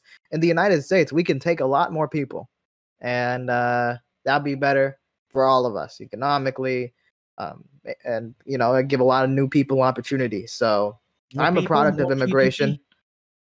Yeah, I'm a product of immigration. I like being here. I don't feel foreign in this country. This country feels like home. So I want more people to come here. I mean, with the fact that we are a nation of immigration, I mean, we are founded on immigration and the diversity of us. I mean, putting a quota on that just seems kind of silly. I mean, but also we have, say, the Mexican border that may have hundreds of thousands of immigrants, and then we have someone from Switzerland that, oh, well, sorry, we've already had a quota of immigrants.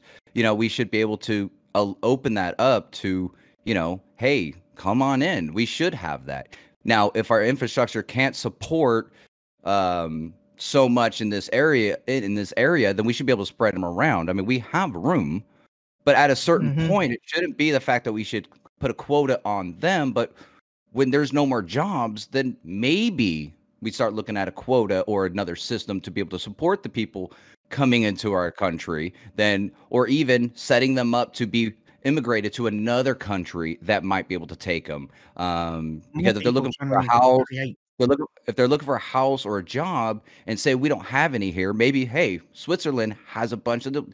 You want to move there and actually start helping them so we can move the diversity around.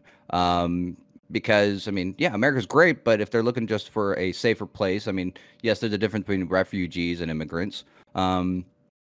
But sometimes people, they don't really care where they go. They just don't want to be where they're at. They just want a job or a better lifestyle. And, hey, if they just want America, let them in. I mean, as long as we can support it. And I say, why not?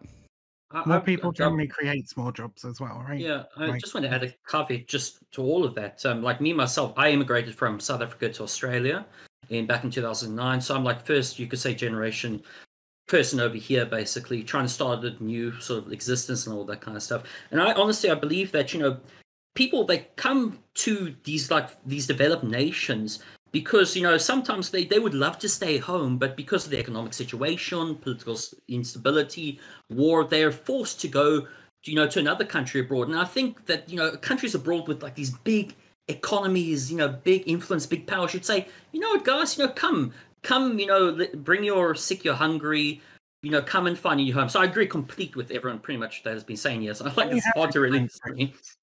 Don't you have immigrant quotas in Australia though? You do, don't you? No, that's unfortunate because it's mostly to do like with the combination of security and this other kind of stuff. Because may I just say, like, the security argument for, okay, well, if we allow all these immigrants in, they're just going to allow rise to crime and all that kind of stuff. Usually the statistics don't show that. And plus, most of the time, like, I mean, I think Australia of all countries, like, we have a limited amount of refugees that we allow in, and a limited amount of like immigrants from certain countries. I think we should raise the cap on that because it would be well for the Australian economy. If you just want to purely do an economic argument, tell like the right wing and say, hey, right wing's over here, more monies, people bring more monies, that's good for us, You don't agree with the policies of the Australian government then? No, I don't agree with that. I think it could raise the cap, to be totally honest. Okay. Well, another moment where we're all in agreement on this panel. Frankly, I'm trying my best here, but like, yeah, everybody's just like, no, we shouldn't have fucking quotas. So like, what have I got to say? So I mean, I don't know how you would. I don't know how you would go about doing that. Like, they're trying to send some people, but like, we have too many Mexicans. Please turn around. That seems really racist and messed up to say. So no, we shouldn't have quotas. That's just like Donald Trump's Muslim ban, right? Like that shit was fucking insane. Yeah. So we shouldn't have quotas, right? Then should we have any controls on immigration in general? But we can have controls, but like, should there be any limiting factor? Well, of course, yeah, it's fair to have a limiting factor if you can't have you even in a country like the United States. I think it would be bad for us to have like 1 billion people coming here tomorrow. That wouldn't really happen, but like of course there might be like some reasonable. Well, that won't happen. Then why even bother? Yeah, right. That is fair. That is fair. I don't know what would be the economic effects in an area if, like, let's say like an area completely, like, let's say a town doubled in population. So I guess you would want policy to make sure that like immigration is kind of spread around rather than going into like super specific areas. I want like reasonable restrictions, nothing too radical or nothing racist, I guess. So then, So you wanna avoid the building up of like enclaves, right? Cultural enclaves or whatever. It's less the culture for me. Like I don't have no problem with like new cultures being introduced. It's just like if there's like a town. Enclaves, yeah. I mean isolated enclaves, right? Like where they don't necessarily interact with the rest of the community so much.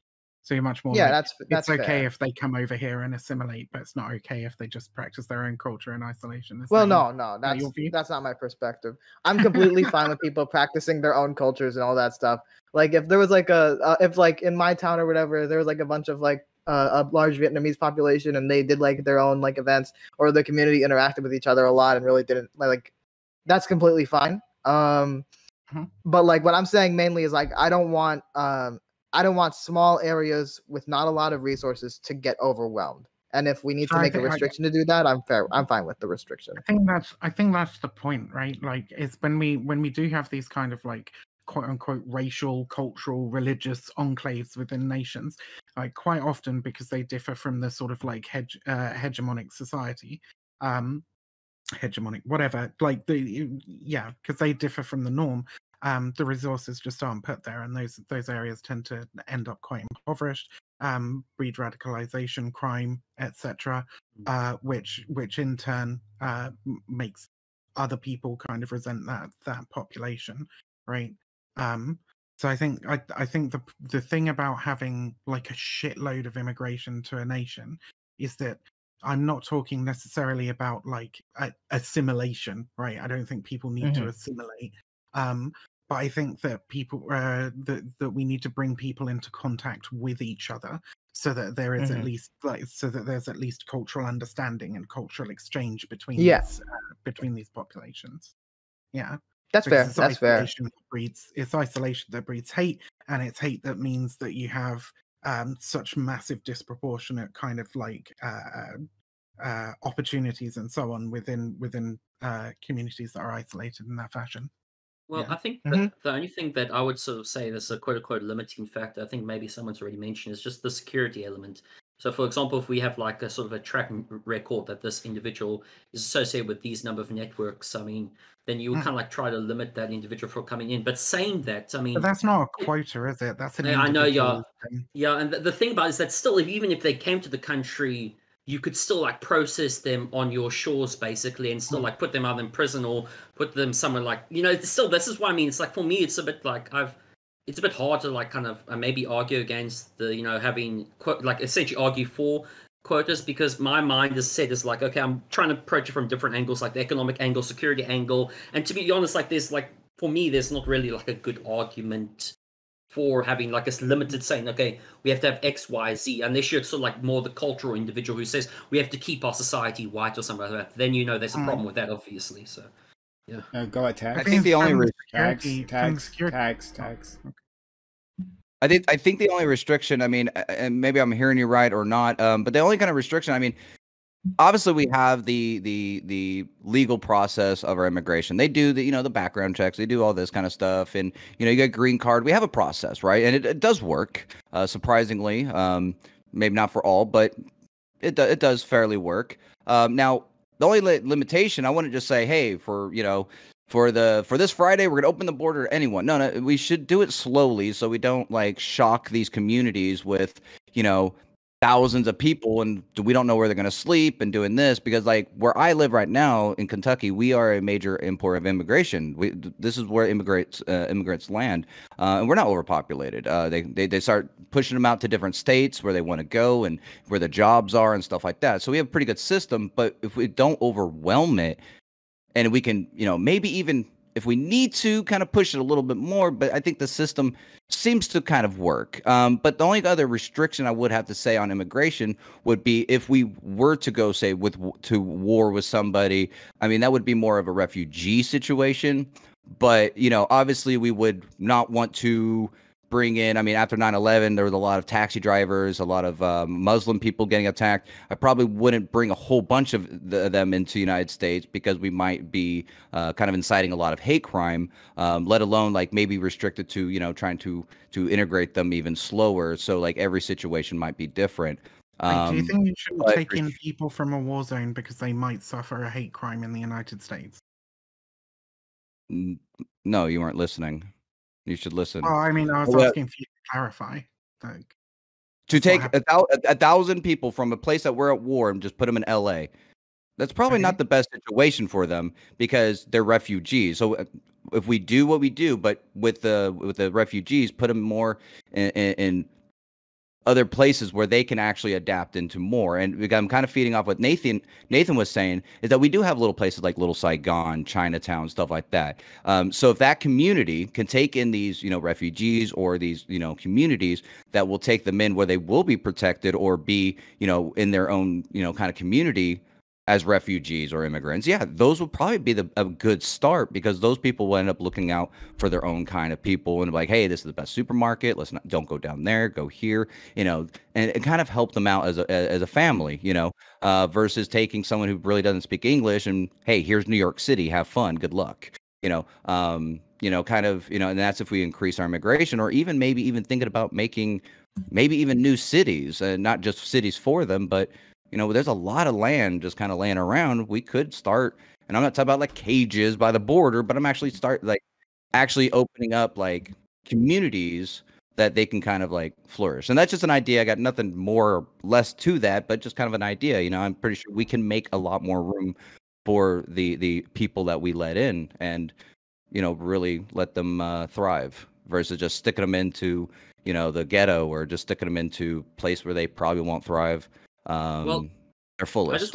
I want to just add a caveat to that, because I think that, especially with these small rural communities who may be a little bit more xenophobic, I think the way to kind of counter that is sort of like to have programs essentially to introduce these people to say, hey, these immigrants aren't going to quote unquote do XYZ crime. I don't necessarily mean that we should like sort of like limit those immigrants from coming. I think it's more the case that, okay, introducing these xenophobic communities to say programs that say, hey, immigrants actually aren't that bad. Like, not to say that all immigrants are, you know, lovely, like, you know, like happy snow people, whatever you want to call it. But it's just like, we just have to view it in a more realistic sense, which I think we can actually on both ends. It doesn't need to necessarily mean limiting the immigrants are coming in. It's more the case of, okay, I actually agree to some extent with what you said, BTT, when it comes to like slowly introducing them. I think maybe it's just like the difference is in what I think maybe the difference is like here is in how much pace you want to, sorry, how much speed you want to give to this flow of immigrants coming in or something like that. Sometimes you don't have that option. Right? So that is the round. Thank you everyone for participating in that. Okay, so once again, we will vote. This time we're voting for the winner, the champion. Okay, this is the final round. So to my audience, we're gonna be voting for the champion. I'm gonna put a poll in chat. 5 minutes, and no more than 5 minutes to vote. If you didn't vote in that 5 minutes, it's your fault, not my fault. But now is the time to vote. So I'm gonna put this vote in chat. Sorry, what? Do we get closing arguments or not? Let me finish my words. You'll find out. All right, we'll find out. So, she's literally just about to say that I'll give each people 30 seconds before to say why they should be able to be the champion. So, go ahead. Beyond the tags, why should you be the champion? I think it would be kind of cool to have it 2 times in a row. I mean, I think I provide a kind of different viewpoint in this. I mean, I try to bring something a lot different to the table than, you know, just the typical this and that and this. I am, like I said last time, I'm kind of a unicorn on Twitch. You know, I'm conservative, Republican, independent, libertarian, oath keeper, constitutional. I don't even know what I am half the time. But, you know, just I'm all about the people. I'm all about the United States and actually what would actually help it and not hurt it. Because at the end of the day, you know, like I said, it's the people that need to come together. We need to have conversation. And I think that if I win 2 times in a row, that would really show that that is a good direction that we, the people, are making, as coming together and having conversations. And it just proves that that's what we need more of. Okay. Nathan Glang. Well, I'm reading the chat. I see the plotting there. I have my predictions on who most are going to vote for, but I would encourage you to vote for me. I think I tweeted something earlier, a prophetic statement, and it'll lead into my greater promise. Don't you guys love it when you burp and then you throw up a little bit in your mouth and then the spam comes up and then you get to eat it again? Well, if you vote for me, you're gonna get some a nice can of spam from Prime. I'm telling you, it's gonna happen. What the fuck? That's why you gotta vote for me. That's why you gotta do it. You have the worst fucking pleas for people to vote for you. If you kick me off, I'll end the war in Afghanistan. If you vote for me, it'll be like getting a piece of spam that you've puked up in your mouth. Like, what is No. They're gonna get their own spam, and then they can be like me and have a little bit of acid reflux, throw it back up, and then have another meal. Okay. Wow. He's just so charming, I think. He is. Yeah, he's a vote winner. Future president, for sure. Just a treasure, really. All right. Well, Stoic Viper, can you do better than Vomit? Is that a possibility, maybe? I don't know. I think I've actually had a lot of fun here today. Like, I mean, I don't even care if I win or not. Like, I think it's been a great time over here. It's been interesting conversations. I think it's just like I've learned some stuff. I tend to lean more like center left usually, so I do lean towards, I guess, a tad bit leftward. I mean, I would like if you guys could vote for me, but you know, it's been a fun time either way. So I'm actually happy just to be here and enjoy the conversation. So I've no issue. So do what you think is best. Great, thank you, MxVivianWulf. Honestly, I would want you to vote for Stoic. I think is fucking he's made great contributions to the panel. It's been really nice talking to him. I wish I'd got more time to like talk to him one-on-one.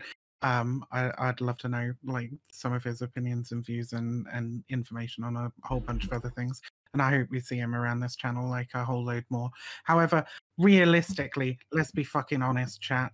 Like, if you vote for Stoic Viper, you're gonna be breaking up the vote. Okay, it's gonna diffuse the vote, and we're not gonna beat BTT because BTT's bought all his fucking right-wing droogs over here to simp for him. And if you really want to like take down this this monument of conservatism, right? Fucking pull that statue down, chuck it in the fucking river. Like, you're just gonna have to unite around me. That's the only way that we take BTT, I'm afraid. Okay, all right. That's a better message than what Nathan. I mean, this is not a very high bar to clear, honestly. So, okay, I'm gonna put a poll in chat. 5 minutes, everyone. 5 minutes to vote. If you didn't vote, that's your fault, not my fault. All right. So off you go. This is the Twitch chat poll. So go ahead. It's the link. Not the link. The poll is in chat. So you have 5 minutes right now to vote. You can see it happening right this second. The vote changing. All right. So I mean, no one can complain at me about that. All right. So when the timer is up, the timer will be up right now, right this moment. Vote right now for the winner. Okay. Whoever was most interesting or whatever. Right. Vote right this second. You have 5 minutes I'm to do not dog so. whistling anybody as a fascist, by the way. Droog is from Clockwork Orange. It's like, just, yeah, whatever. I've never seen that whole movie. I've only seen like the first like 20 minutes. I think I fell asleep. It's alright. It's not okay, maybe. I'm told it's supposed to be amazing, but I just haven't done that. But everyone, please vote right now. The link is in chat. You can see see it updating. So vote right this second for the winner for Stream Queen. Okay, right now, do it now. Don't wait. Don't divide the vote. Don't divide the vote. Don't split the vote, chat. Don't do it. Split the vote and we lose. And realistically, who's gonna fucking be here to actually like sit in the throne as Stream Queen? Also, this is it's a fucking dude. He can't be queen. Okay, I deserve the Stream Queen. It's 2021. I could be a queen if I want to. Yeah, you can. I wear eyeliner, so I like to be a queen too. Oh, there you go. Know? I think it was a good reason as anything else. All right. But you have a lot of supporters in there. Sunny. I'm sorry. Viv. You got Sunny on there, cheering you on, and got some lovely people. Sunny is based. I love Sunny. She's is super cool. Great. I really like her too. But why? Somewhat. Oh, sorry. Go ahead. Yeah. Go ahead. No. Go ahead, Nathan. Oh yeah. I was gonna say. Somebody really accurately described the race. Viv used a democratic fear tactic of saying, "Hey, if you vote for Stoic, you're gonna split the vote. You're gonna make the right win." So but you know what? It's fair. It's legal. It wasn't rigged. It was legal. That is a democratic. I think Stoic probably deserves to win. I deserve to come second. This guy deserves to come last, but he's like, like I said, he's brought his droogs with him. So we got to fight. Okay, we got to fight. Fight for our right to be left. Tags, what do you think about that? I'm not even listening to Vivian. What? Oh, it's not important. Never mind. She doesn't like me, so I just kind of like. It's kind of like the fireworks. After a while, you just got to zone them out. Who said I didn't like you? Everything I say, you just got something for it. So I'm just saying. I disagree with people on the fucking regular. Because you say dumb shit doesn't mean I don't like you, dude. Fucking chill. Holy shit. Last time we were in the debate, you said this is why I don't like dumb shits like you, because you're conservative. You said that last time after. That was last week. That's why I was like, okay, I don't care. Or am I wrong? I'm sorry. Probably could have said that. We need the spam vomit unity commission. Mm-hmm. Everyone, right this second, please vote. We have Probably it doesn't tell you how long you have left, but Do you really want to vote for sensitive fucking snowflake? No, you don't. Vote Viv. Well, right this second. Imagine getting this upset over something he was told on a panel a couple of weeks ago. Bless his little heart. Who do you want to be queen? Huh? Somebody who can fucking take shit and throw it out, or somebody who can't take it just fucking cries about it? Right? Just Vivian, how do you? Go ahead, Nathan. I was just gonna say, I got a Discord server where I have 200 people on the server. I got him from my TikTok, but they didn't show up. The TikTok followers are not dedicated enough. It's tough. A shame. It's tough transforming followers from one platform to another, especially to Twitch. Twitch is something people think, oh, this is not for me, right? Oh, it's just about games, so like I'm not gonna go, right? They'll go to YouTube. Maybe they'll go to Facebook, but to Twitch, it's very difficult to pull people here. It's a good thing I stream on YouTube. Then that's and a winner. It is done. Nathan Galang, your hopes and dreams have been dashed. But look, you made it this far, and I thought you did actually a really good job. That's why I saved you. Thank you. Participate a lot. So yeah, good work, my friend. Nathan Galang comes in last here, but not last in my heart. I'll make that very clear. All right. So good work, Nathan Galang. Next comes Stoic Viper. Stoic Viper also did a damn good job participating, jumping in, and especially for their first time here. I thought you were exceptional. So good work, Stoic. Oh, thank you so very much, Prom. Okay. Then for our runner-up who fought well, who fought mercilessly, that would be Beyond the Tags. Thank you for everything. But we'll get back to you in a second. Now we have a winner, MxVivianWulf.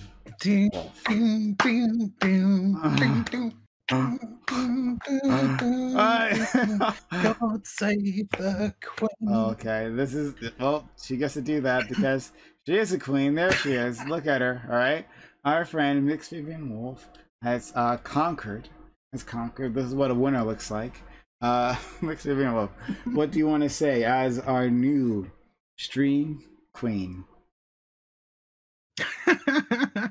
Send a victorious, happy and glorious, long to reign over us.